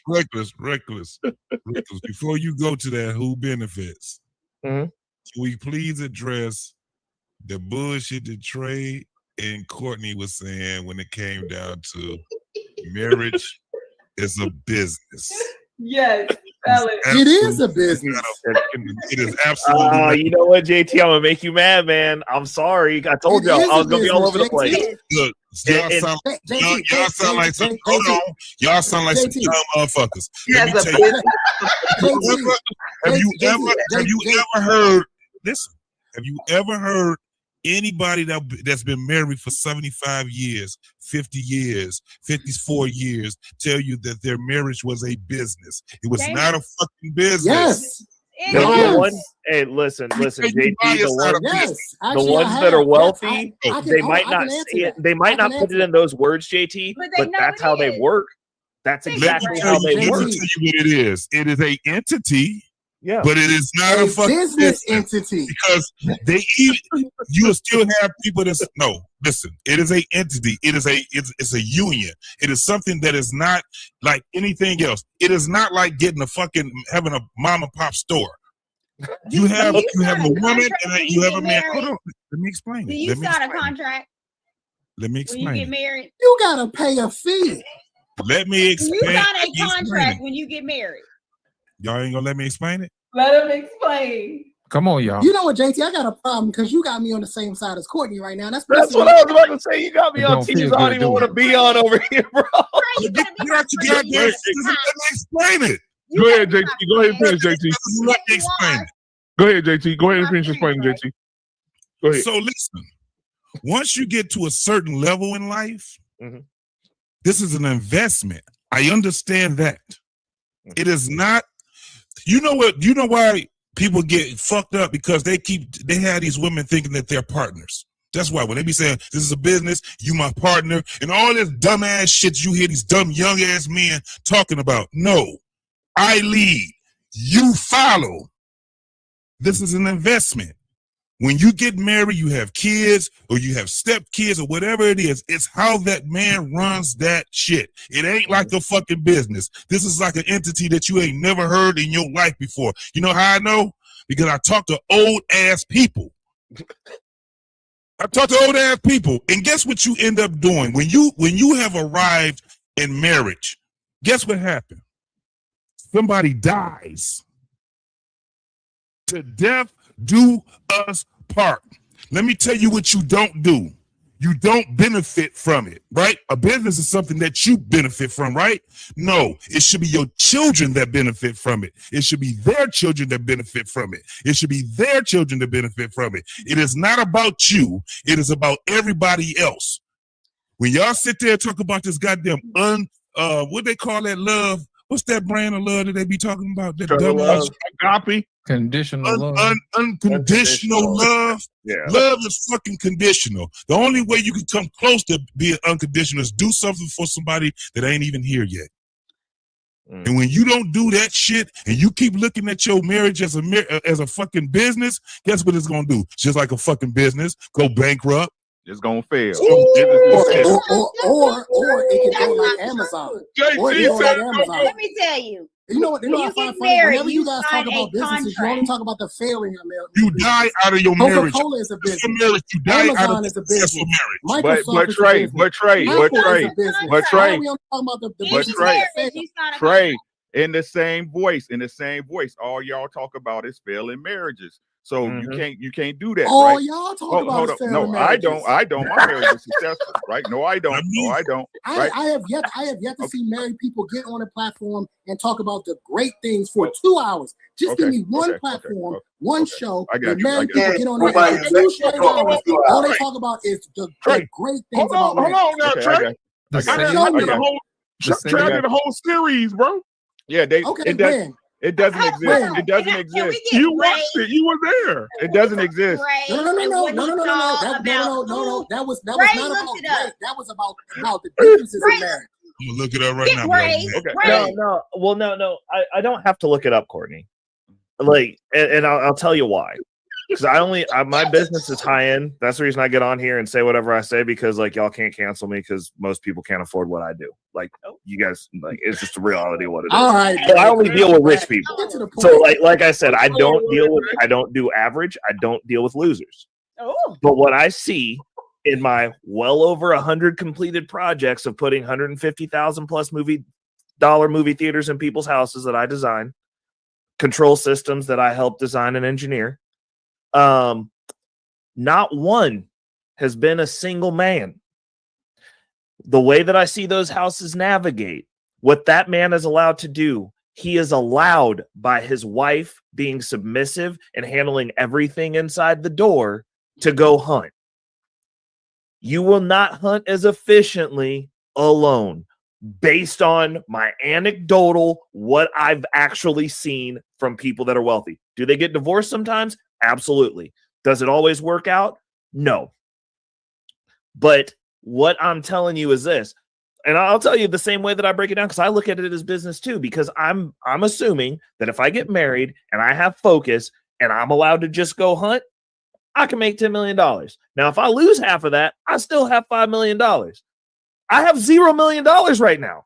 So that's a win for me, regardless of how it gets through, because at least the time spent within the marriage will allow me to get something established. Now, I understand Trey doesn't understand this, but like I get married, it's not that I don't understand it, Ray. It doesn't make sense. You don't need a space to be allowed to go hunt. You're a grown man. You can just go hunt. You don't need a woman to let you whether or not you need. No. But you're misinterpreting the word allowed, Trey. Let that man speak. You're misinterpreting the word allowed. They are a union. The woman handles everything inside the house. Like I had a client that literally, we worked on his project. He built, I think it was like $5 or $6 million property on a lake that he bought. Dude bought a lake. Super rich. I didn't listen, Trey. I didn't meet this man to make money. Do you need a woman to make money? No, but listen to how this works, Trey. I didn't meet this man for 2 years because every time we went to that house, we coordinated with her. She managed the household. Wow. He didn't have to do. He took an entire half of what you have to do as a man. When I come home and do my finances, I got to pay all the bills. I got to schedule some maintenance at my house. I got to be here for that shit. That's time that I'm not doing what I need to do. I have to remind myself that men are in love and women are in business. Trey, where's your trucking empire and where is your billions of dollars? Do you build trucks? Like, all I'm saying is you don't have that. And a lot of y'all, what I'm saying is the common denominator for the men that are at that level, Trey. At the end of the day, I have never, ever, ever needed a woman to go out and make money. Never, not once. Trey, to go out and make money. You're talking about going out and getting a job. I'm talking about building empires here, bro. All I'm saying is it's a different level. Like it's a tax bracket. You can build an empire without a woman. But Trey, where are they at? Where are these men at? Where are they then? Where are they? Where are they? Because my company. Look, Trey,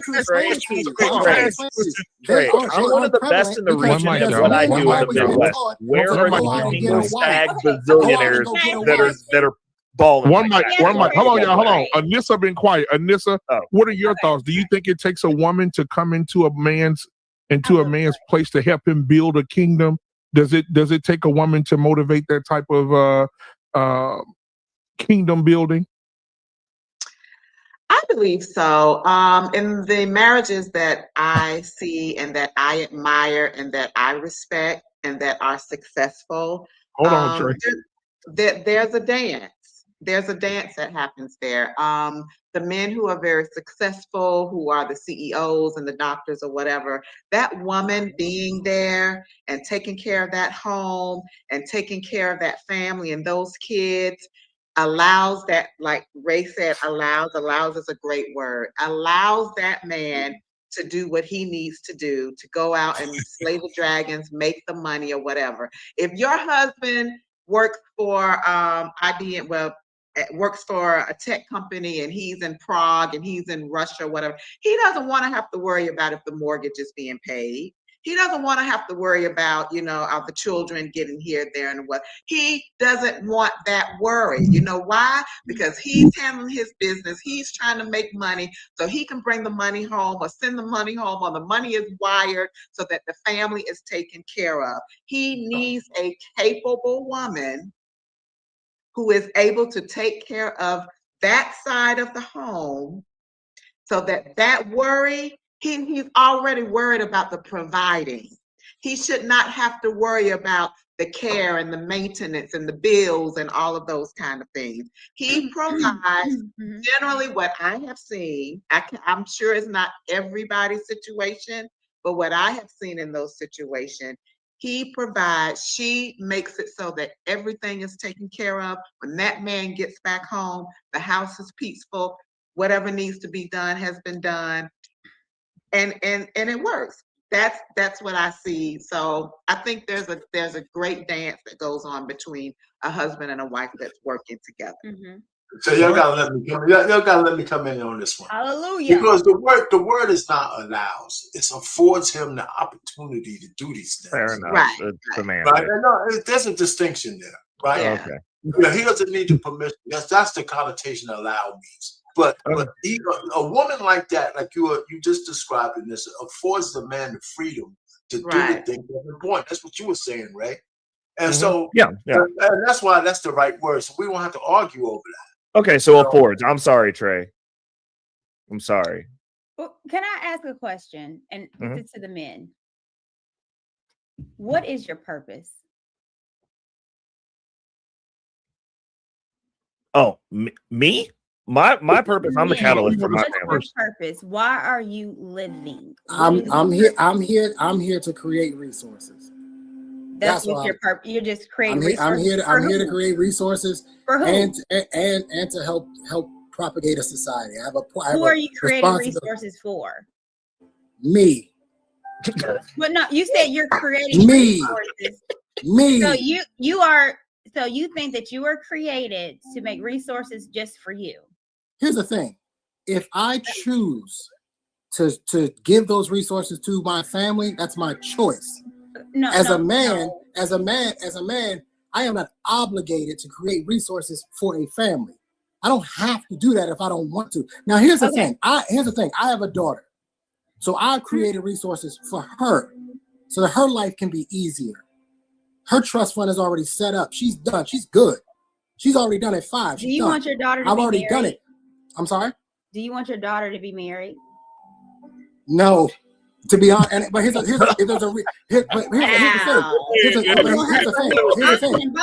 thing. You have to allow me to answer the reason, give you the answer why.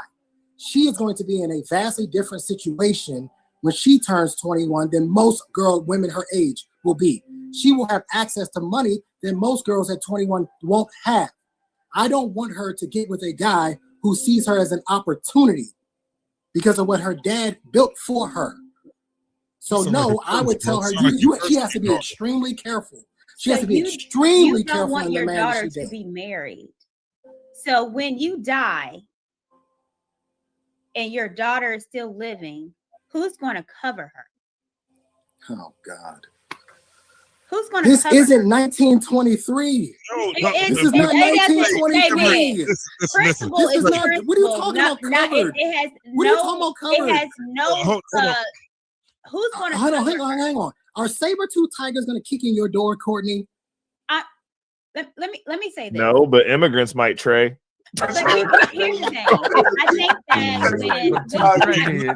that let me say this. I think this is not the Stone Age. We're not in the Stone Age anymore. I think that when we talk about protection is not about someone kicking in my door. When I say I have a covering, the covering is making sure I have a sound mind when I'm making decisions. My covering makes sure that I'm doing some stuff that's logical and not emotional. My covering is I am protected of a lot of things. My covering is I don't have to go through this world alone.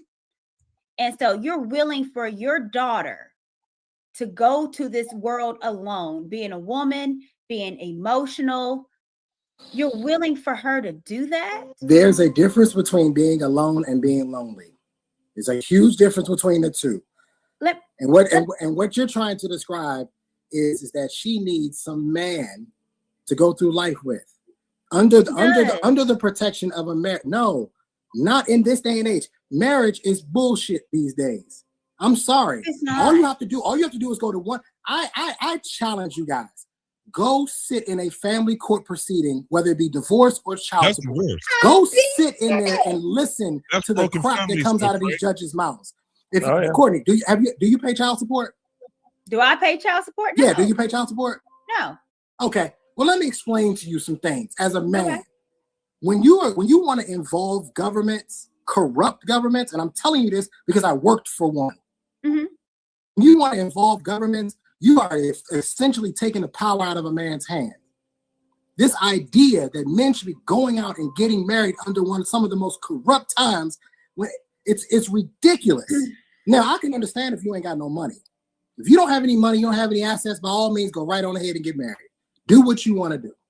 But if you are a person that has built yourself up and has assets, owns properties, has a business, you are a fool to get married in 2023. A fool and beyond. You are a fool. Because what you are essentially saying is, I am willing to risk everything that I have. Prenup will not save you. Putting your things in a trust will not save you. Those things that there's case law. Case law that has already debunked those things. Let's be honest. The case laws are where they go around and ask for additional child support in place of alimony to circumvent that. They don't actually take any assets, though. They just try to get more money. I have a friend who had a home before he got married. He no longer has a home. Did he have a prenup? Did he have a prenup on the home? Yes. That home was deemed. Hang on. That home was deemed the family home by a judge because his wife and his kids lived in that home, and the judge was not going to kick his wife and kids out the house. He no longer has a home. Now she has to take over the mortgage, but he lost his house.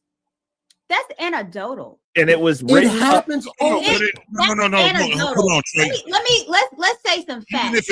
Even if it is anecdotal, I understand what Trey is saying. Though it's not because it's not to take away from what he's saying. Because I myself, I had to deal with that. I got divorced after 10 years, so I understand exactly what he's talking about when it comes down to that. However, what you're saying, it holds validity, but it only holds validity from one standpoint. Yeah.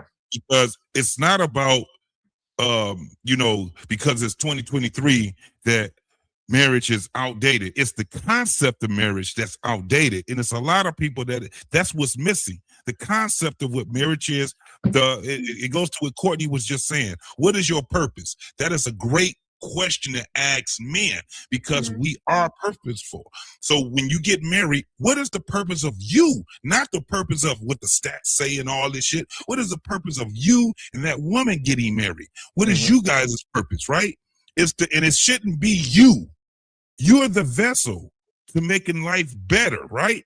So it's not about you because you're in it. You're in it. You don't. You got children. You have cousins. You have families. So what we're talking about is why our communities are fucked up.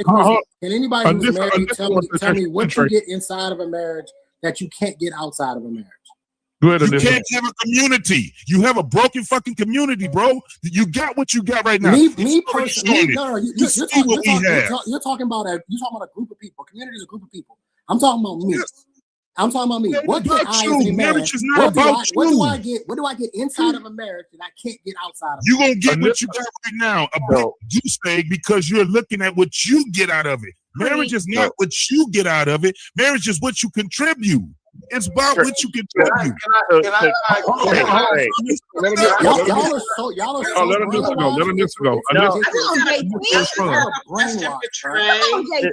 Trey, Anissa wants to say something to you, Trey. Okay, so she's gonna make you smile. Go ahead, Trey. You have a 5-year-old daughter, and I know that you have said that she's gonna be in a very good situation at 21. So you don't want her to get married. So you want her to be a baby mama. Why we gotta do that?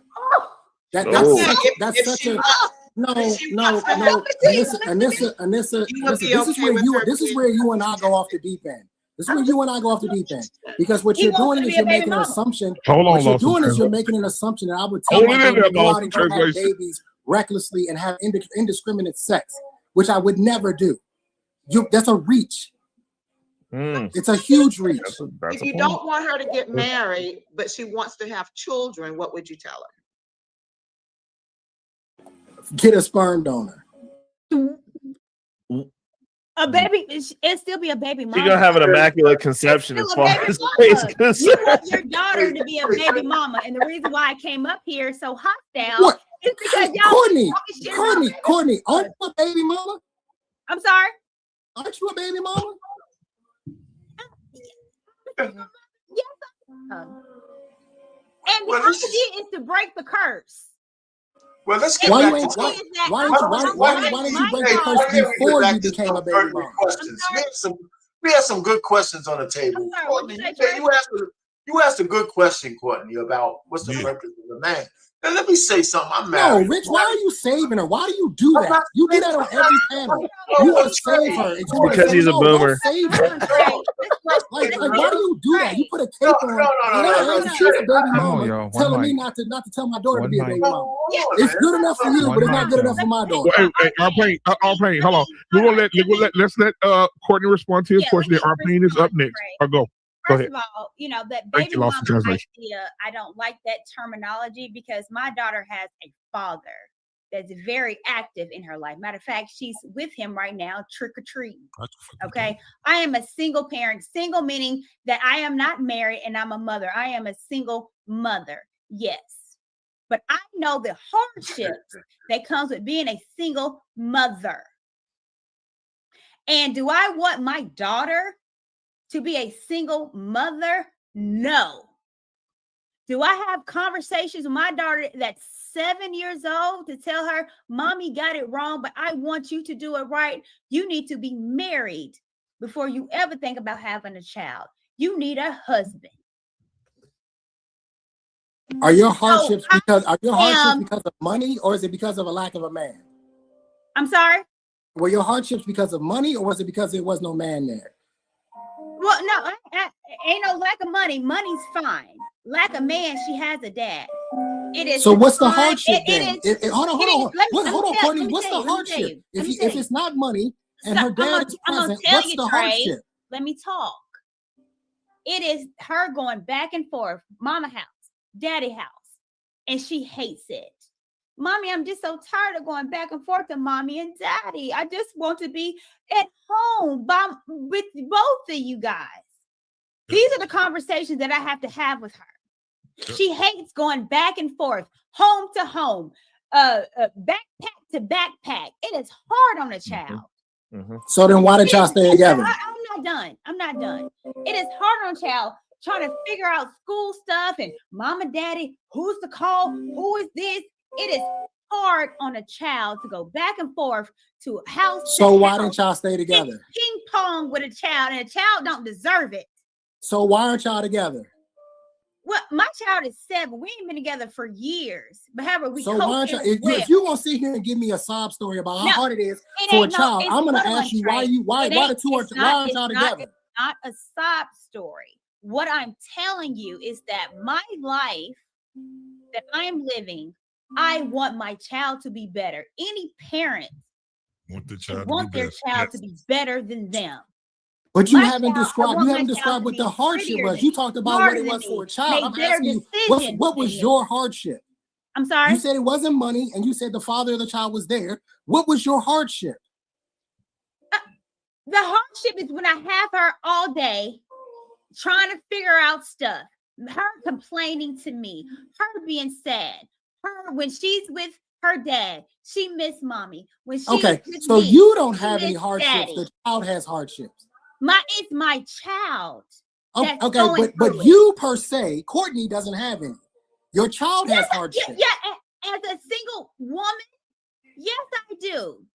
Because I have her. Please identify. I'm asking you to identify. You keep telling me about your child. I can't if you keep interrupting me, baby. Well, because you keep going on, you veering off. I'm asking you about you, Courtney. When you're in a 2-parent household, the responsibilities of taking care of home, taking care of house, it's a lot of help than doing it by yourself. I am in a house that I have to do everything. Cooking, cleaning, yard work, mowing the yard, taking out the trash, getting my car fixed, doing everything. I have to do every single thing and still parent. It is hard. You mean being an adult? No. Because everything you described is everything that I have to do as a man in my home too. Being an adult. Well, that sounds like you're not afforded the opportunity to just go hunt, Trey. Being an adult and being a mother, that's 2 different things. I don't understand why he doesn't get it. Because you know why I have a problem with it, Courtney? Because I hear women, especially Black women, complain about this all the time, but there's no relationship. I'm sorry. Why, if this is so bad for the child, why is the child even in that position? If this is so tough on a child, why are we as a community doing this to our children? Absolutely. So therefore, us as adults that understand that it's hard on our children, we need to make sure our children don't make the same motherfucking mistakes. And for you to be like, I don't care if she has a child. I know you. Care if she got a man. You're continuing the goddamn generational curse that we've been in. I know that it's hard. I don't want my daughter to deal with it. The question, Courtney, is why did you leave? The question he's asking is why did you leave? Why did you leave? There's so much hardship there. Why did your relationship break up? Because you knew what was going to happen years ago. So me talking about a relationship. No, not only years ago doesn't matter. But Courtney, to his point, it does matter because you created a person who didn't ask to be here that now has to deal with that. Right. So it technically does matter. Right. But guess what? There's a lot of women in my space. Mm-hmm. And me talking about a relationship that ended 6 years ago, that we've both moved on. No. I understand what you're saying, but so it's not necessarily about trying to get together when we know that it wasn't working. We and him both understood we're not good together. That's not where I'm coming from, Courtney. Right. What I'm saying is, what's the cautionary tale to tell people that if you're going to have a baby, you're going to have to fight through all of this shit to make sure the kids don't go through no hardship. And, and what I'm saying is, you don't have to go back 6 years. I'm just telling you. Want to. No, I'm not asking you to go back 6 years. I'm saying there's women right now who are at the point of making a choice with some dude of having a baby. Mm-hmm. And they need to be told, if you're not ready to go through the hardships it takes to be in a relationship, do not have a goddamn kid. And nobody talks to women that way. Well, let me say this because it's so easy for people to break up. Hang on, Courtney. Before you go, let me give you some transparency. You were vulnerable. You gave us some transparency. Let me give you some from me. Okay. It's only fair, right? Okay. I was with my daughter's mom. We were not married. She didn't want to be married. I asked her flat out, do you want to get married? She said no. I didn't want to be married. However, we were shacking up. We were together.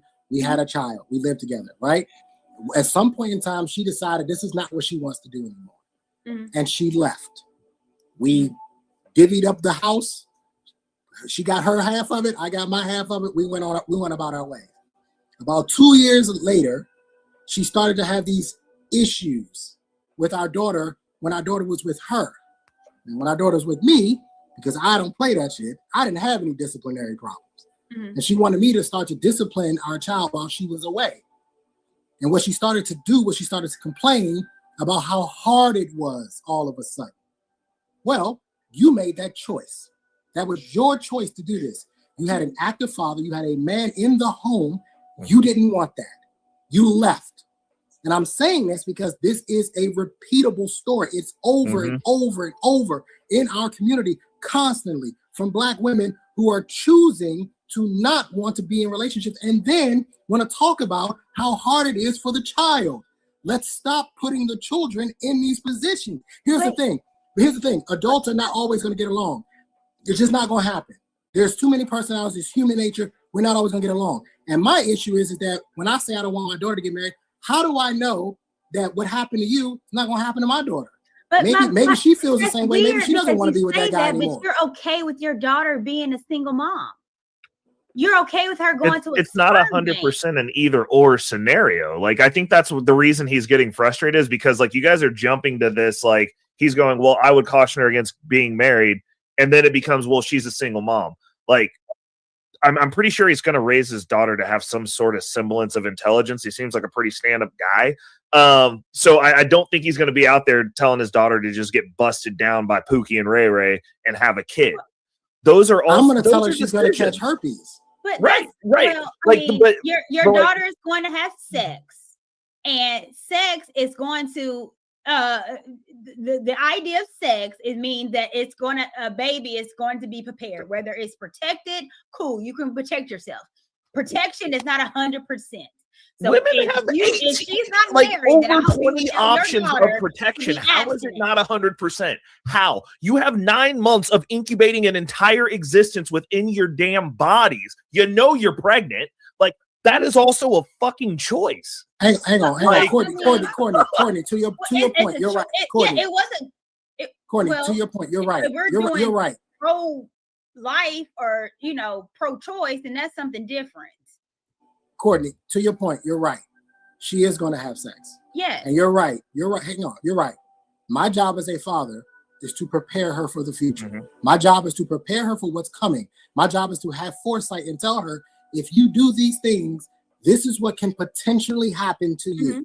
That's my responsibility. Now, here's the difference between mothers and most fathers.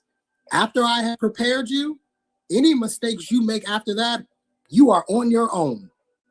You fucked it up because I told you, I warned you, I explained it to you. I even gave you examples. Remember your crackhead cousin Tony? Don't be like your crackhead cousin Tony, right? Because this is how you're gonna end up. I'm just being honest. Is that not what we do? Is that not what we do? Yeah. Don't be like. My mother is a perfect example. I'll be more transparent with you. My mother's a perfect example. My sister and I do not have the same father, right? So I can point to her grandmother and say, listen, this is how this turns out. If you do this, this, and this. But what I have a problem with, the idea that marriage is like a solve all problem. Like, oh, just get married and suddenly all these problems just go away. No. And if that were true, the divorce rate wouldn't be what it is. Let me say this. And I think, again, Ray, you my number man.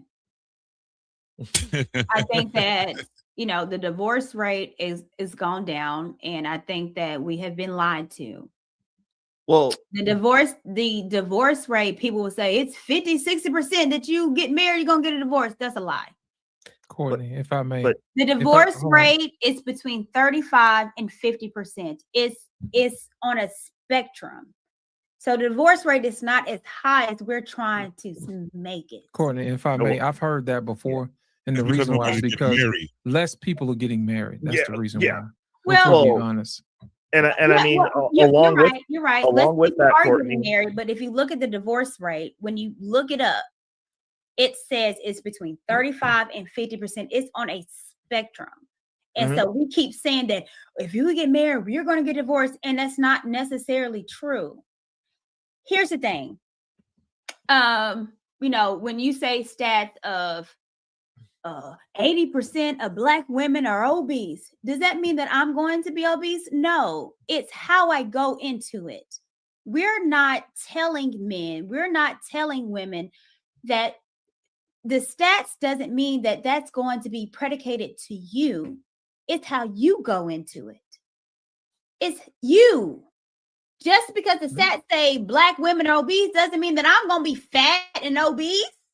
That don't mean that. It doesn't mean that. But we're not saying that. I did. Y'all saw. It doesn't mean that. You decided on your own. And if you're willing to work, if you want marriage, if you understand what it is and the benefits of it, that's what we have to start talking about, the benefits. Why you should get married. Trey doesn't value it. Partner to live. Well, he's already. He been out and walked around the block. You can't expect him to value it. You shouldn't expect someone who touched the hot stove and burnt their hand, and you're like, "Hey, the stove's fine." When I was little, I didn't fuck with that stove for a while after I finally burnt my hand. Like they were like, "I told you, dumbass." I was like, "No, Ray. The issue is that when I ask married people, they start talking about shit like communities and all this other stuff. But I ask them, why should I do this? You know why? Why should I? I get that there's other people that could potentially benefit from it. Fine, but I'm asking me, why should I do this? Why is it that me as an individual, I'm just supposed to just give of myself, Trey, and then at some point in time just die? Like that's it. Like that's it. Just give, and then die. Trey, you're not going to get a clear-cut answer. This is the reason why. And you've asked this before, and I remember somebody telling you this. I got an answer. And it's a couple's thing. This thing is your experience. It's a different type of experience. That's why I keep saying it's not a fucking business. Right. I got you. Trust me when I tell you, it is not that. It's not clear cut. Everybody is going to tell you a different experience that they have in marriage. The problem is people don't understand what a successful marriage is. Let me tell you what a successful marriage is. A fully successful marriage is when you die out of the marriage. That's why I kept trying to explain that. You die out of the marriage. The marriage is not just for you. The marriage is for you to better a community. This ain't about you. You're doing it for the greater of good. It's not about you going and getting a wedding and a wedding dress and you got the ring and all this crazy ass shit. The problem that we having right now is that we're going to keep having higher and lower marriage rates. It's going to be, divorce rates. It's going to be higher divorce rates because you're going to have a bunch of people being divorced. But it's going to be lower because you're not going to have enough people getting married. The reason being is because no one can find purpose in it. Trey, you got all these different, and I understand. That's why I told you, Trey, man, you get along with it because you're challenging it. You're challenging the concept of it. What the fuck is this? What are we supposed to be getting married? And everyone has a different concept, and they're going to convey it to you, and it's going to confuse you because you're like, what do I get out of it? You may not get death. That's what you get out of it, Trey. You get death out of it. Okay, fine, JT. Right. I get death out of it, but wouldn't I die anyway if I didn't get married? No. What I'm saying is again, keep in mind what I told you before that. This is not about you. This is not about your happiness and all this crazy ass shit that people be talking about. It's not. It's duty. What are you trying to do? You're trying to do something for people that's not here. You're on this earth to contribute to other people, especially the ones that ain't here yet. A lot of people don't even understand that. We die. We're like little pieces of meat that's on there.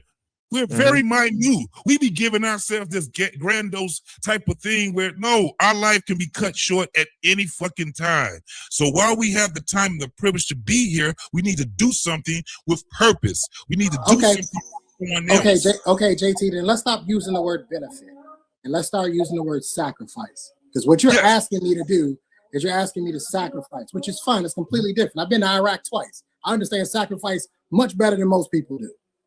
So I don't have a problem with that. But let's stop using the word benefit because the word benefit means it's an advantage. What is the advantage of being married?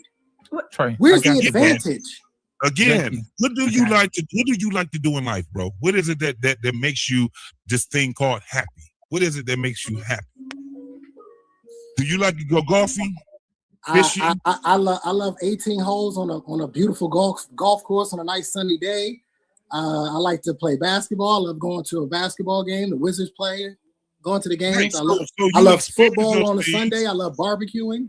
Yes, so you experience those things because of what you just said, sacrifice. You sacrifice, and sacrifice doesn't have to be a bad thing. It doesn't have to be a gruesome thing. We sacrifice. That's what it is. But you also get some type of compensation. You get some compensation in the world too. And what Trey is saying though is he's not getting the compensation. He doesn't understand that piece of it for marriage. Hold on, y'all. I said I always understand it. That's why I say his challenge is always understand. I receive that very well. But I like to have the conversation because it still gets me to thinking of purpose, right? It still gets me to say, well, what's the real purpose in marriage? And one of the things I came to is that everyone has their own way on saying what they benefit from it, because you get more, you have to sacrifice more than what you're going to benefit from. Most guys, let me tell you, for instance, you work for 45 years on a job, right? You done dedicated, you was one of the best workers, whatever it is, and then when you get off the job 2 weeks later, your ass die. And guess who benefits from it? If you're married, your wife, your children, this is what they call them, beneficiaries. Yep. That's why it's always good to have, that's transferring wealth if you have life insurance. But if you don't think that they're worthy enough for you to be able to say, hey, look, I put this out here, whatever, then don't get no insurance. Do like a lot of these other people. Y'all figure it out when I die. JT, let me piggyback on that because like DMX, when he died, and the woman that he has been with for over a decade, and when he passed away, she had no benefits, no nothing, because she wasn't married. She got nothing, had his children, nothing. Yeah. And my thing is if a man's purpose is to be a provider, it's you're setting your wife up just in case you're still be able to provide. Let me help y'all out. Yep. I don't think that's what Trey wanted here. That wasn't his wife. That was his girl. Also, translation say what he's been trying to say for a second. Listen, I don't think y'all are reaching Trey because you're not telling him. You're not telling Trey what he wants to hear. Okay, Trey, let me ask you a question. Is your daughter the most important thing to you? Yes. Okay, good. So y'all need to be speaking to that. Okay. Now, the reason why the community is important is because you want your daughter to have a husband, okay, to wipe her tears, to take her to the doctor's office when she's old and gray. You know what I mean? To make sure if she does have kids, that he has the ability to do that. And also when you have grandkids, so they can sit in your lap and say, pop, pop. You know what I mean? So when you pass away, you know that your daughter is in good hands. You see what I'm saying? That's the purpose of community. It's not so much as us to serve what we need to do. It's to make sure that our kids have what they need to go on, and then their kids can do what they need to do. Now, true enough, we may have messed up our part while we're here, but don't give up on the community because your daughter is going to need someone. And we can't just say, hey, she's good, because she has money. That's not going to help because I can look at the women that we have now. They have money and they're not good. You see what I'm saying? The difference between you and your daughter and them and everybody else is that you've already done the work. Now, the next step is to teach her what you've learned. And that way it solidifies. So that way she has the ability to pick a man just like her dad. And in order for her to do that, Ray's got to do his job. I'm pretty sure JT's already done his job. You know what I mean? Everybody else has done their job, and they built the community for your daughter to have what she needs. You see what I'm saying? In the event of your absence. If she picked a man like her father, she wouldn't get married. No, Trey. Because I'm not Trey, getting married. listen, Trey, no. Trey, what I'm saying is that you're underselling yourself. You're a smart man. Let me put something here. For somebody who's been married 36 years, I have less to say than everybody. I haven't spoken anything on this thing. Come on, Pain. So here's the point. Trey, what I would say to you, because I think the word community also is not a word he likes either. But I like the angle about your daughter. And one of the things you do have an opportunity is to do while you're a young man yourself is make sure you put her in the orbit of good men, or good guys, good men that will be her peers, whatever that is, whoever your peers are, whoever those vetted adults that you know that have come from good families. It would behoove you for her to know those kind of young men that's in her peer group.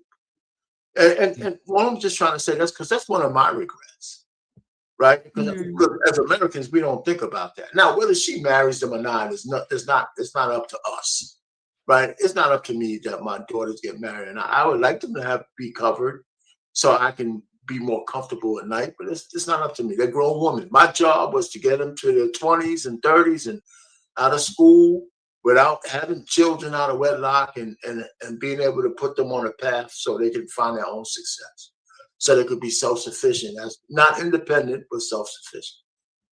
As far as you getting married, let me tell you, as much as we go back and forth, Trey, I never said you should get married at all. I don't think I can convince a person to get married if they don't want to. And here's another thing. I don't look at marriage as a sacrifice. Some people do, but I don't. Right? I don't think I sacrificed to be with my wife. Right? I mean, I had a short love life career from 17 to 25 to 26. And you was a stripper, and you were a stripper. Yeah, and I was a stripper, and that was enough. Hey, shake that and that was enough for me, right? I had enough of that. So when I found my wife, I was looking for her. You know, so, and that's just going to be different for everybody. It's going to be different for everybody. So anyway, there's just some real stank about you stripping. Bruh. You know, they get ass. Let him do what he gonna do. And just back in the day, I was more like Magic Mike than like yeah, you know what I'm saying? I told you. I was more like Magic Mike than, you know what I'm saying? The fact that you even know anything about Magic Mike is concerning. I didn't watch that. Right. They call him CM man, the construction man. He had a saying, if you break your glass, call me, I'll come take care of that ass. And that's what he did. He was the stripper. Like that. But man, I think one of the things I struggle with is that there's nothing that can't be done outside of a marriage that is being done inside of a marriage. And she brought up DMX. I always loved the DMX one because DMX just was flat out irresponsible. That's all that it was. That's his irresponsibility. It has nothing to do whether or not he was married or not. He didn't handle this business as a man to take care of the people he loved.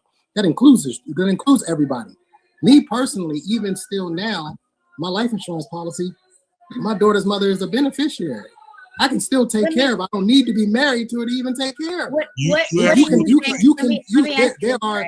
There are several pieces of paperwork that can be done to take care of someone I know because I've done them.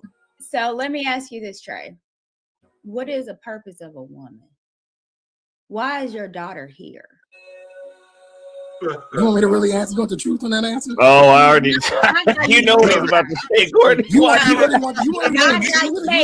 truth of why she's here? She's a whole human being now. And God. But you asked the question. I'm gonna give you an honest answer. Her mama said she was horny. That's how she got here. She said her purpose. The purpose. What's her purpose? My daughter's purpose? Yep. To help propagate a society, to have children. Her Courtney. purpose is to procreate. Yeah, I said help propagate a society. Yes. Okay. And you want her to procreate without a husband? Yes. Wow. I understand why. I have no idea. Yes. You think her procreating without a husband is going to set her up to be very successful, and that child is going to be very successful without a husband and a dad? No, you got to have a dad. Here's the thing. I know what the statistics say. I know that the best position for a child to be in is in a two-parent home. I understand it, and I even respect those statistics. However, children are resilient. I know, because I was raised by a single mother. We have to be resilient. My daughter, is resilient. She will be fine. Now, does that mean that she won't have trauma? I'm pretty sure she will. I'm probably sure she already has it, right? I had trauma growing up. I think everybody walking this planet has some form of trauma to some degree. This idea that marriage somehow fixes all of these problems is what irritates me. You guys use marriage as if this is a solve all, and it's not. It's not. It doesn't fix problems. So it doesn't right now, and I can understand why he's saying what it is, because the failure rate is at a high fucking percentage, right? Again, it still goes to what people with their concept of what it is, for one. For two, I can agree with you where it comes down to question it. Why do we have to be married? I would say by the state, right? But it's something else that comes down to a man and a woman just going by in a traditional way that changes the whole concept. I don't know if it's a psychological thing or whatever, Trey. But what the thing is that whether, let's say that you don't even go to the justice of the peace or none of that shit, and you say, listen, we like each other. We can live with each other. We can cohabitate with each other. I want children. You want children. You can agree on all these different things. And you say, listen, we're going to live together and we're going to be married. And you ain't got to go to justice, peace, or nothing like that. You don't even have to have a ceremony. You just call yourself married, right? You just say, we're married. We pray together. We go to church together. We have all these different things. Okay, let me go ahead and get some life insurance so I can make sure that in the case that I go, that you'll be taken care of. We're going to do the same thing with you. We're going to get some, some paperwork where if we have homes and stuff like that, we into it. I don't see anything wrong with that either. The problem is that people ain't gonna do all that shit when all they gotta do is just go to the goddamn justice of the peace and just get that one thing that says that we're married, and that can override every other thing that we end up doing. That's why people do it. However, togetherness is what we're talking about. I don't give a fuck about none of that other shit. Getting married, all that. Marriage is a merge. Togetherness. We can't get together. Trey's problem with it. He hasn't. He's seeing that there's more failed marriages than good marriages, and the ones that are good, the people are not giving him the answers that he's looking for. It's more successful marriages than failed marriages. But like I said before, successful marriage, a fully successful marriage, is when you die out of the marriage. You don't drop out of the marriage. You don't graduate. How else you gonna have a fully successful marriage? A successful marriage is you building, you happy, you're growing, I'm saying this lifetime commitment, right? Marriage, being able to smile and look at your partner and be like, "Oh fuck, I love you." No, I'm saying, but it's a lifetime commitment, right? It's a lifetime commitment, which means that the fully successful marriage is when you die out of it. Most people don't die out of the marriage; they drop out of the marriage. That's not they true. Fail out of the marriage. Majority of people that get married stay married. Majority of people that are married are not divorcing. How many? What's the divorce rate? You guys know that. Majority of when you get married, majority of marriages are married people. Majority of marriages are not. The divorce rate at the last time was something like 50%. The divorce rate is between 35 and 50. 35% of marriages. Courtney, you're not taking into are married. Courtney, you're not taking into account the amount of people who are separated and that are in soft divorces. You're leaving that out. There's a ton of people. Well, there's a ton of people. There's a ton of people that are technically married on paper, and they don't even like each other. They don't live in the same house. They don't even talk to each other. But look, they're entangled. I'm just asking this question: how many divorces compared to how many widowers and widows? How many divorces compared to widows that are their husbands died? A fully successful marriage is a marriage that you die out of. Yeah, there's no other way till death parts us. And honestly, that makes more sense to me. Honestly, that makes a lot more sense to me. A successful marriage is not me just because I'm gonna die with you because we just gonna be married. Well, no, but the obligation is Courtney that you die out of that. If your ass die. But this is the problem. This is the thing that none of you guys are talking about though. Because Courtney, you say you're pro-black, but let's talk about what this ideology is yielding. Because individuals are conquered by groups. What we have is, if Trey's attitude permeates, we're looking at a Spartan situation here. Yeah. You be as strong as you want to be. You by yourself. As soon as you get your numbers dwindle enough, you are wiped out. Who actually benefits from us being separated? I do. Business owners do. People who acquire assets do, because now y'all got to buy two everything. Yeah. And women spend more than men. So a single man actually will spend less than a single woman, but you know who benefits? The system.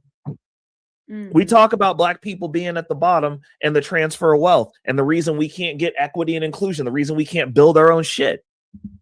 Because you got a bunch of brolic ass individuals out here and people that can't put two and two together to make shit work. Yeah. It's literally a Spartan scenario. You got a bunch of people who want to be avid individuals that are building nothing tangible, nothing lasting, and then complaining out of the other side of their mouth that the people who are grouping together, working together, being collective together, like, I'm the poor person in my circle of friends where I live. All my mentors are richer than me. They're all in the millions. We work together, and it's not based on color. They find people that rock and align with them, and they're like, yo, you think like me. I need you next to me. You're useful. We can't even do that because you're running around alone getting stomped over by groups. This is competition, people. There does have to be a sense of duty. When you have a civilization that has no sense of duty, that civilization's on the decline. Look at our country. All individuals, no sense of duty. What are we doing? We about to get dog walked by the rest of this fucking planet because y'all don't realize that you're not just competing in this petri dish where it's safe. You're competing with the fucking world. But we want to talk about how we feel and what we need to do. I'm not saying you have to get married. What I'm saying is the person who's building an empire is going to defeat the individual. No individual conquered this world. Empires did. Groups of people went and curb stomped people that were running around as individuals doing whatever the fuck they wanted. That's the reality. So, I mean, I look at it from a historical perspective. I'm like, let's talk about what's historically worked, and let's talk about what happened when civilizations caught on fire. You know what Rome was doing when they caught on fire? Everybody was fucking each other, and they was all individuals. They burnt their shit down. It doesn't work if everyone does it. I'm not saying that every single person has to get married, but what I'm saying is if that attitude fever pitches to where you have movements like the MGTOW movement, where these men are just saying, fuck it, we're just not going to deal with y'all, period. We have a problem. When we are pushing agendas where people are no longer reproducing because they can't, because two women can't make a kid and two men can't make a kid either. You're on a decline. And as soon as those numbers dwindle enough, you will be conquered by people who was still making babies, getting together, being married. It's just the way it works. It's a numbers game. Some of us got to get married. Some of us have to build shit. Some of us got to make air conditioning. Someone had to make the internet. Someone made these computers we're on. Someone made these phones that you guys are listening to. Someone has to do the work. Someone has to have a sense of duty to push this shit forward, or it's over. So, I mean, you just got to decide. Do you like the society that we're in? You might want to put some effort into saving it. And some of y'all might want to get married. And if you're not going to get married, figure out another way to be productive within the society to push the needle forward. But like, I would high key recommend not spreading that rhetoric because it doesn't pass first principles. It's illogical because it doesn't work. We've had 5,000 years of working this shit out. We know what works. If everybody does that, it doesn't work.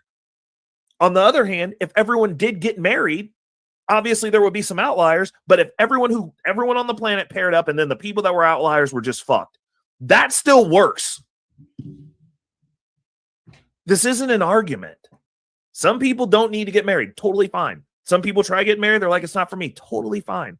But I've grown up and I've seen men that I've looked up to that were adamant about, I'm never getting married. I ain't the marrying type.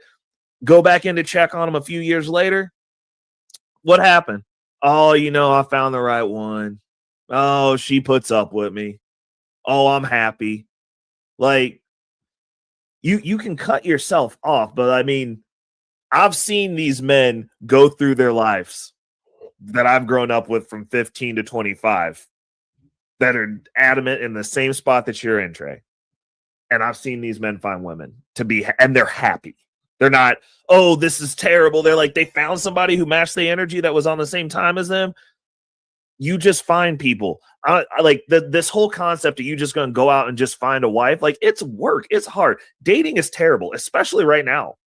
I'm with you. I'm out here. I'm dating as well. All right, we got a super chat. You put it back up. Go ahead. Sorry about that. No, you good. KFC $5 super chat. You can go ahead. Lit. He said marriage and co-parenting are good, but women with 4 kids by 3 different men, one man with 6, 7, and 10 baby mamas, that's untenable and destructive behavior. Thank you for your super chat, KC. Appreciate that, man.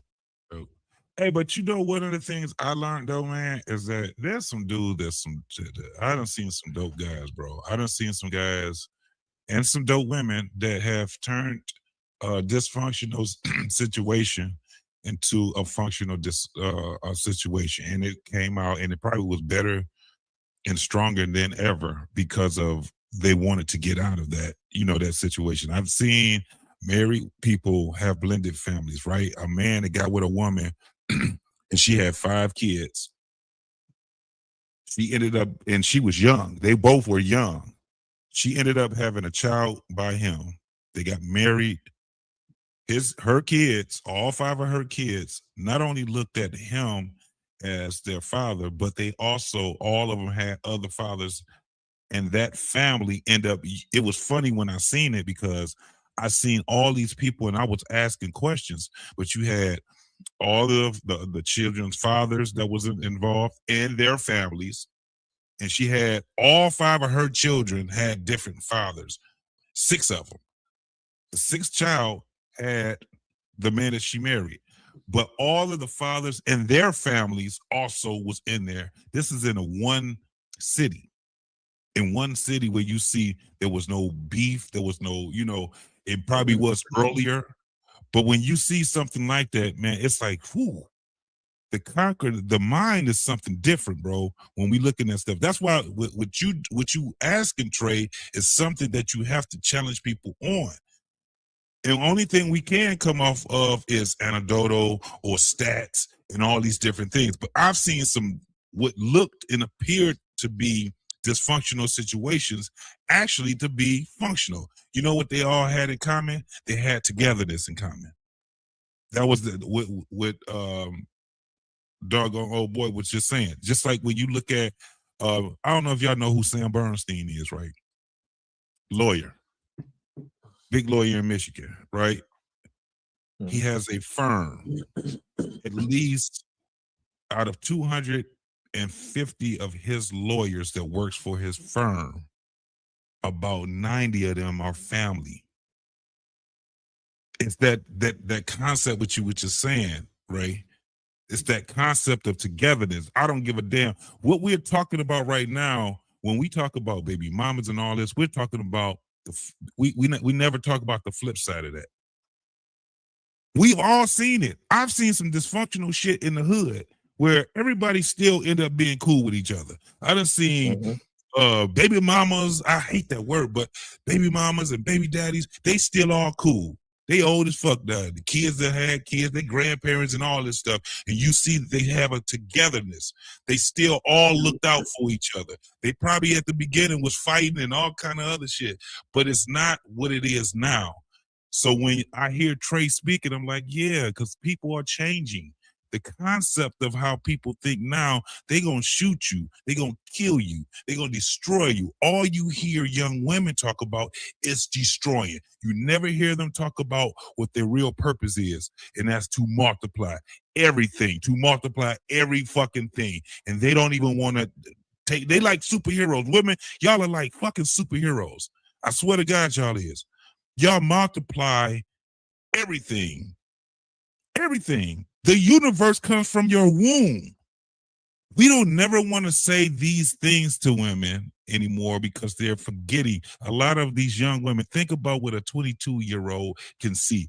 Have they ever have the average 22-year-old ever seen family, like real family togetherness? Have they seen what we saw? Thanksgiving. Have they seen what I'm talking about? The majority of us. I know some motherfuckers that have some really, really dysfunctional shit. And it probably was led, their family probably was led with dysfunction. But the majority of us, we had some type of tradition that we went by, especially if you were a 60s and a 70s child.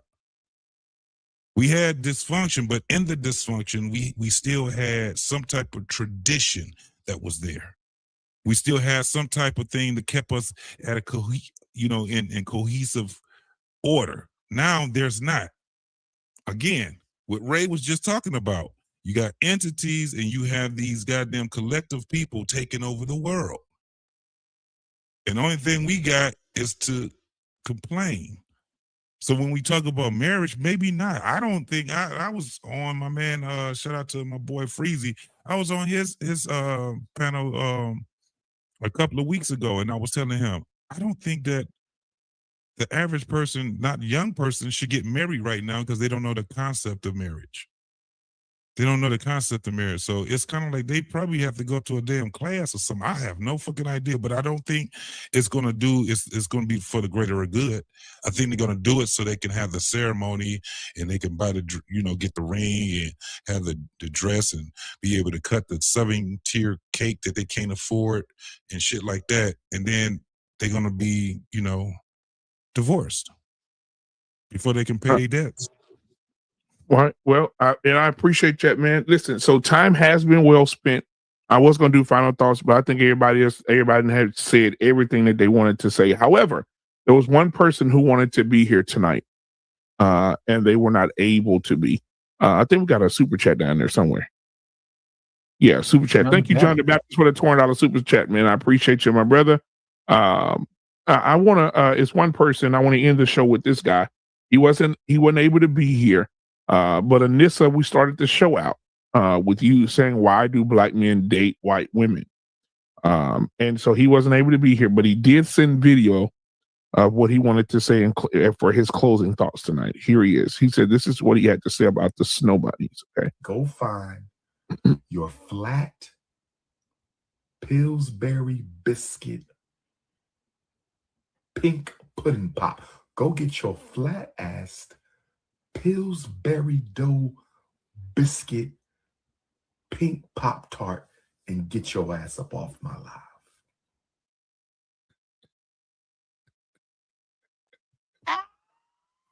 Oh, I hate his face. I hate his fucking face now. So Dr. Umar sent that for Anissa. You muted Anissa. Go ahead, sweetheart. I just wanted to say one thing before we go. Yes, baby. Go ahead. Chris Brown in one of his songs, The Right One Can Change Your Life. Trey, the way he thinks, he doesn't value it. He doesn't see the value of it. I don't know what can get him to the point. Maybe nothing will get him to the point. But I do believe the right person can change your life. I think that I see the value in marriage. You have to see the value in it. You have to have the respect for the union.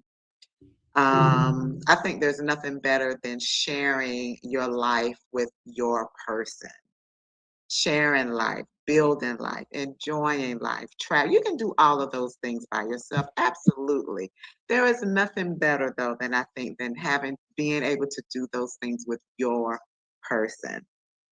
And let's take it back to where the whole problem is the spiritual side of this. Because marriage is a covenant. And that is where we have gotten off track. We are so far away from what God intended for us. I am absolutely sure God in his wisdom did not have to create Eve. He could have just left Adam out there with all the animals. He had named them. He had given them the gardens. And he really did not have to create Eve. He really didn't. But God, who is smarter than all of us, bigger than all of us, knew his vision for the world, decided he needed a woman. You can't tell me you're smarter than God. He knew that he needed a woman in order for his purpose for mankind and civilization to go forward. If Eve was not necessary, God would have never made her. He was God. He could have done all of that all completely by himself with no help from Adam or anybody. But his design was for Adam and Eve to come together and build family. And he said, through you, your nations and your people will be more than the stars in heaven. We have gotten away from the spiritual foundation of what marriage is. And that's why a lot of people don't understand the value of it. And that's my thought. Now, Nissa, John the Baptist got another super chat here, and I'm going to piggyback on that, then we'll get out of here. John the Baptist, $5 super chat. According to Proverbs 31, there aren't many women to take that risk with. What he's alluding to is the first line of Proverbs 31. It says, a virtuous woman, who can find one? It didn't say every woman would be one. It says, I agree with that. Every woman is not a Proverbs 31 woman, and absolutely not. And every man is not worth following. So in order for you to why won't y'all Bible thumpers just say that marriage is for spiritual and religious people? Why won't y'all just come out and just say it? It's a covenant. So why won't y'all just say that's it? Why you don't. Marriage is for people who believe in God. If you don't believe in God, it ain't for you. And just that's say why that. You don't see the value in it. That was my whole point. You don't. You know see what I think because you don't have that foundation, so you won't get it. No. I think y'all are missing the point. You're making an assumption. That's an assumption. I was raised in the church. I understand it. I understand it just fine. But I have a problem. I have a problem with you Bible thumpers. I really do. I have an issue with y'all. Because it's almost like you guys are devoid. You guys are devoid of reality. Like y'all don't see what's really happening in the real world. I'm not Bible thumping. I'm just giving you my opinion. That's all. My final thought. It's my final thought. Y'all should just say, listen, marriage is for religious and spiritual people who believe in God, and just leave it at that. But Trey, that's why I said what I said. I said when John the Baptist put that in the chat, he said that not many of them are. And when you say all women are not the same, that's the same thing as what Proverbs is saying. He says a virtuous woman, who can find one? He says she's rare.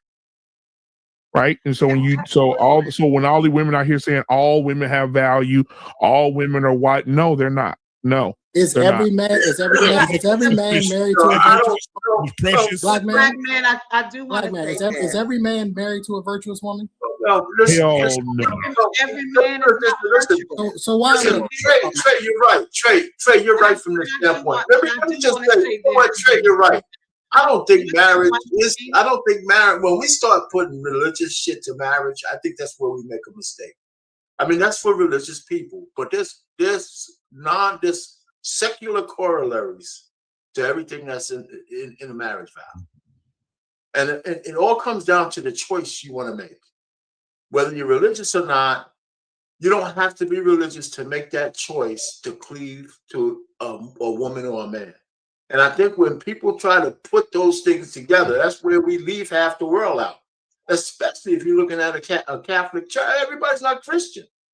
And I can't stand when everybody says, well, everybody else in the world is going to get fucked up because they don't believe in Jesus Christ. I hate that shit. You know, because that's not true. It's just not true. According to you. So it's just not true. It's according to you, because that's not what you believe. Hold on, Arpain. I got some pushback, Arpain. I got some pushback on that, brother. When you look at the foundation of marriage, where did it start? Listen, you know, I don't know where it started. I just know where we can go to a book. You can go to a book and say it, but if the book says I belong to King James, I don't know. He was the first editor.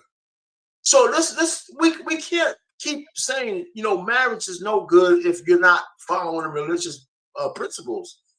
I mean, because there's a lot of people who cleave to each other around the world for death do they part. They have nothing to do with Jesus Christ.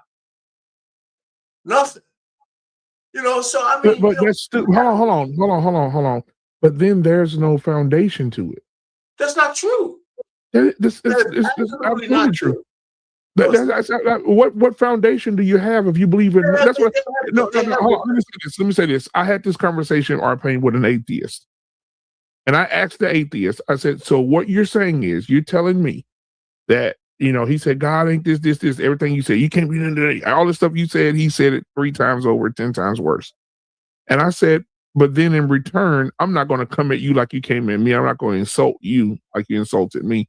However, you are telling me that you believe nothing from nothing created nothing and made everything." That's what I asked him. What is the foundation of what you believe? How did you get here? How were you formed? How does your body? And I start asking him scientific questions because I left religion out of it. I said, how does your body know? How's the blood in your body know to go to your organs when you're in the cold and you get too cold? How does your body know to put itself to sleep when you're too tired? That takes some type of intelligence to do that. Do you think that we came from a germ off the ground and we weren't formed by some intelligent being that made us the way we are today? Hold on for a second, PM. You just keep going on. That doesn't mean it's the God that you believe in. It doesn't mean that the stricture, the Father, the Son, and the Holy Ghost is the only way to that belief. I don't believe that. When, you know, Buddhists have their own foundation. Jews have their own foundation, you know, the cross-section with Christianity, and so do the Muslims. What I'm just trying to say is these are things that divide us. I believe in Jesus Christ. I believe in all that, but I am not the judge of the rest of mankind. And it's not up for me to do that. And for anybody to say you can't have a strong foundational marriage unless you're a Christian, I don't believe that. I don't believe that. Well, I was getting to the point with the atheist. The atheist said it's his girlfriend and he want to get married. His girlfriend is Christian. He's atheist. He said he's gonna do the marriage because she's Christian. I said, wait, hold on. So you just beat me over the head about God, but you're going to go just for your girlfriend, stand in the church. Because he's spineless. Most men are spineless. Most men that are in marriages are spineless and beta. He's spineless. He's just following along. Exactly. Like most of the married guys. Exactly. I watched I don't agree with that, Trey. I watched a guy today at a grocery store. His kids just running around acting a goddamn fool. He's just standing there looking clueless. He's married. He don't know what to do. He's looking at his wife. He's waiting on his wife to figure it out for him. Like most guys that are in marriages are beta and spineless. Majority of them are. Kick them in the ass. Now, Trey, hold on now, Trey. I will say this because I did have pushback on you earlier. I will agree. Some men in marriages are I see them and it make me cringe to see these men be ran by these women. Like it is horrible, bro. Like the women are talking to him any kind of way. They cussing at him. They talk down to him, and all the dude do is drop his head and just walk along like he just a bitch. And I'll be like, what is going on? Like, what is really happening right now? Like, there's no way my wife could talk to me like that way. There's no way it could happen. And she knows there's no way that my wife could disrespect me like that, bro. I can't even see it. My kids, they know. Men, My kids know not to disrespect. Man, it's just I don't know, man. The dudes today, those are not Christian men. yeah, those dudes are weak. And the reason I'm just gonna tell you like it is, bro. Ain't But no man, way. let me ask you a question, man. Here's my thing. I don't think. I'm sorry. I've been patiently waiting, y'all. Okay. I don't think we really answered Trey's situation. My thing is that we don't have to sprinkle. He's an idiot. No, listen, man. With people like Trey, you got to shoot straight with them. You know what I'm saying? We can't be putting sugar coats and all this other stuff on top of it. What Trey needs is a woman who gives a damn about him. A woman who wants to fix him a sandwich on her own.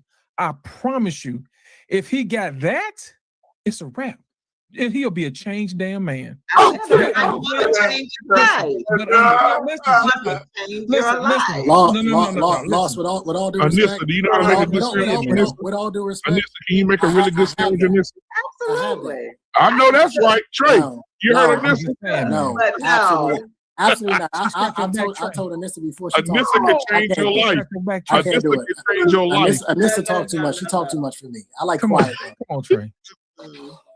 Come on, but Lost. I have a woman that does that. Well, you good then, man. But again, what I keep trying to understand is what can't I do inside of a marriage?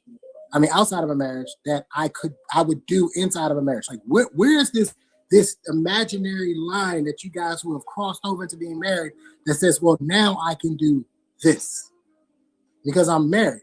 Because from what I'm seeing, I can do everything that y'all do for a woman, for the woman that you love, the woman that you care for. I can literally do everything y'all do and never get married. Okay, you good then? That's all I'm saying. That's my whole argument. Yeah. That's my argument. You have to say that you good then. Yeah, she allowed it. That's cool. So you got what you need. You straight. Yeah. I mean, for as long as I want her around, yeah, she good. So maybe I decide I want something else. Yeah, you gonna change out, man. That's yeah. He got yes. Lost in translation. Did I not tell Courtney Michelle earlier that women are a bad investment and they only depreciate over time? Did I not say that? Damn. Go ahead, Anissa. So yes, I will be trading around. I will be trading around right around the same time I trade out my car. So why would he get married if that's where he's at right now? And the whole thing is that he doesn't need to be. Right. It is what it is, because the thing is that if you know what's good for your life right now and you think that you're straight, then that's cool. There's nothing to do. If you're on that path, that's the great thing about being a man, man. When we on the path and we are focused on that path, it's kind of like that's our superpower. So if you don't think that marriage is important, then that's cool. If you maneuvering and doing everything and moving in the world, okay, you one of them dudes. JT, can I tell you what I enjoy more than anything really quickly? What I enjoy the most? When I wake up in the morning, come downstairs, I hear the birds chirping out back, I go to my coffee maker, and my coffee maker makes the coffee. I go stand out on my back porch, and I don't hear anything. Just peace and quiet. I don't have a woman running around nagging me about the trash and what we gonna do today, and the kids. I don't. There's only one person that has an XX chromosome that is allowed to make a whole bunch of noise in my house, and that's my daughter. That's it. I don't even like people in my house. Hell, most of the time, if y'all see me, I ain't even in my house. So I like my peace and solitude. And I'm pretty sure a woman would come in and she would disrupt that with her emotions and her feelings. Now look, that was one of my things that I was saying, because I was by myself for a while, right? But you know what I like to when I wake up in the morning? I like roll over and roll on some voluptuous titties and grab it and I can kiss the voluptuous lips and I can mess with her. And when we get up, because we both get up at the same time and go to work, and we both getting up, joking with each other, got the music playing sometimes, probably watch TV or whatever, and we mosey our ass to work and we enjoy it. We kiss each other on the lips and we say, hey, baby, have a good time at work. Do whatever it is that you have to do, kiss, be safe, whatever. And then guess what I end up doing in the afternoon?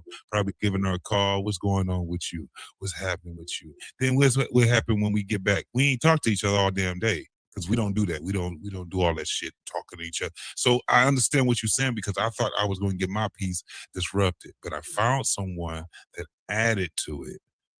I found someone that wanted to be getting along with me and all these different things. And it's a beautiful thing to wake up in the morning and I'm not arguing with nobody and we laughing because she give me that look because she make me silly as shit. I'm goofy and silly around her and all that shit. I was by myself enough to be like, this shit boring. I get up, go to work, come home. I might have to cook me something to eat, do all these other different things for myself or whatever. I've always been there. I cook. I love cooking. Clean, I do all this shit by myself. But when she come in and she's in my world now, guess what I don't have to do when I come home? I don't give a damn if I got home before her. She be like, baby, did you eat? Sometimes she already got something. I made something for you. She probably text me. I bought some pizza. She do all these different things because I'm simple as shit. And she likes that about me. She's fairly simple too. But she likes to shop. She likes to do all these things. And I love that about her because I can observe her. I can sit back and I can actually say, look, this is what I'm building with right here because we're doing shit together. Guess what we don't do? We don't get sidetracked with dumbass shit. So you got yourself a white woman, huh? You got yourself a white woman, JT? Hey, John the Baptist say, John the Baptist say you talking about relationships like women. But Anissa, you can go ahead and finish. Yeah, and then I'm gonna say good night. We're about to shut it down. As soon as you get done, we're gonna get up out of here. We hitting the button. Yeah. Go to hell, John the Baptist. My final thoughts are mine, whether anyone agrees with them or not. I wanted to address John the Baptist. A Proverbs 31 woman should only be with a man that is submitted to God. So that is the first thing about that. Every man does not deserve a Proverbs 31 woman. So make sure that you are. Hell ain't that many of them. It ain't that many of them, Anissa. And you know, one of the main reasons that I always say this, one of the main reasons that I am single, I always say I want to connect with the person on 4 levels: spiritually, emotionally, financially, and physically. Oftentimes, I cannot get past the spiritual. How many men, honestly, BMU, do you see in these spaces that are truly submitted to God? They married already. Me. But how many single ones? Me. No, and he be single. Now what? According to my standards, it's not many of those men either. Trey, I want to say that I understand exactly how you feel, Trey. Because you enjoy your singleness and I enjoy mine. I got up today. I was off today. I got on my Peloton. Don't try to ball with me in this. It's not going to work. No. I got up, I worked out. I went and had my self-care. I got my nails done. I had my wax done. It's peaceful, ain't it? And I came home. My house is clean. It is peaceful. Nobody's asking me for anything. There are no kids running around needing. I get it. There is nothing like that peace. Hold on. Hell no. Stop. Marriage. Anissa. Watch this. You ain't got your nails done. You ain't got your wax. You got your nails done. You got your wax. You got your hair done. You got your body all down. And you come home, it's peaceful and quiet. But wait a minute. What about when you get in that peace? Hold on. I don't have to worry about cooking for nobody. Hold on. But what about, hold on, Anissa. But God, hold on, Anissa. But God did something. God gave you something, Anissa. God gave you something, Anissa. She don't want to hear it. She don't want to hear it, Anissa. Yeah, she ain't trying to hear those moments, Anissa. Hold on, Anissa. When you come in and you scratch, you say, "Oh, it's so quiet in here." And you crawl up in that bed and you get up in the middle of the night and your fountain is dripping. And ain't nobody to put nothing in that. And there's no pipe to stop the leak. You know you have those moments. That's all right. No peace is better than that. He said that's all right. Good God, man. Come on. Am I lying, Pain? There's some nights where that leak happens and there's no plumber there to stop that leak. And that's the problem. But you know what? There's this joke. I can't remember it all, but it says, with one of these, I can get as many of those as I want. Good night, gentlemen. I'll see y'all next week. Oh, Lord. And this is savage, bro. Hey, Courtney said sorry she had to drop, guys. She said, sorry I had to drop. I love you. Take care of home. All right, guys. Thank you so much for tuning in tonight. This has been a conversation out of this world. We have had great conversation, great perspectives. We bumped heads and then we rubbed each other's head and healed each other and came right back to the circle. So thank you guys for showing class tonight, showing ass, then showing class, and everything that went bad can stay in the past. Bars. So thank you, Trey, for being here tonight. For stepping into the arena, thinking that marriage is prostitution. On Friday, Trey, at the barbershop, we're going to be talking about should you test it before you marry it? And so you brought that up as well. I'm going to take everything you say. I'm going to make a show out of every fucking thing you say. And so on Friday, you are more than welcome to, Black Man. Yeah, absolutely. And on Friday, we're talking about should you test it before you get invested. Make sure you send me a link. I got some strong feelings on that too. Yeah, I'm gonna send it to you. Yeah. So anyway, you got to get EZ up here for that because we need some opposition because everybody's going to be in 100% agreement. Yeah, go dig up Easy Money. Easy Money has been on Easy Money is on a girls trip. And so he should be back. We need to get his ass up there, man. Easy Money, he's on the girls trip. I reached out to him. Easy Money right quick. Easy Money, where you at? Come on, Easy Money. No, he's actually on the girls trip with his wife and her girlfriend. Yeah, shut the fuck up with that shit. No, I'm serious. Believing that. Hey, what did I say? Y'all married men, spineless. I said it.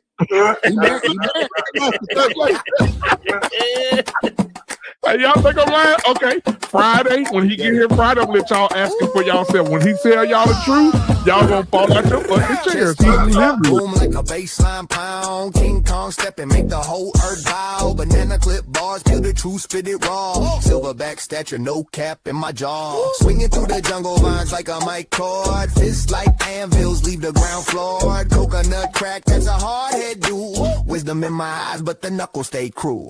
King of the jungle, the crown fits snug. Beat on my chest, watch the whole world shrug. From the treetops down to the mud. Gorilla's the name and I'm royal blood. Bamboo feast, teeth sharp as a blade. Roots run deep, can't chop this shade. Treehouse throne, I'm the jungle's mayor. Banish hyenas, they don't breathe my air.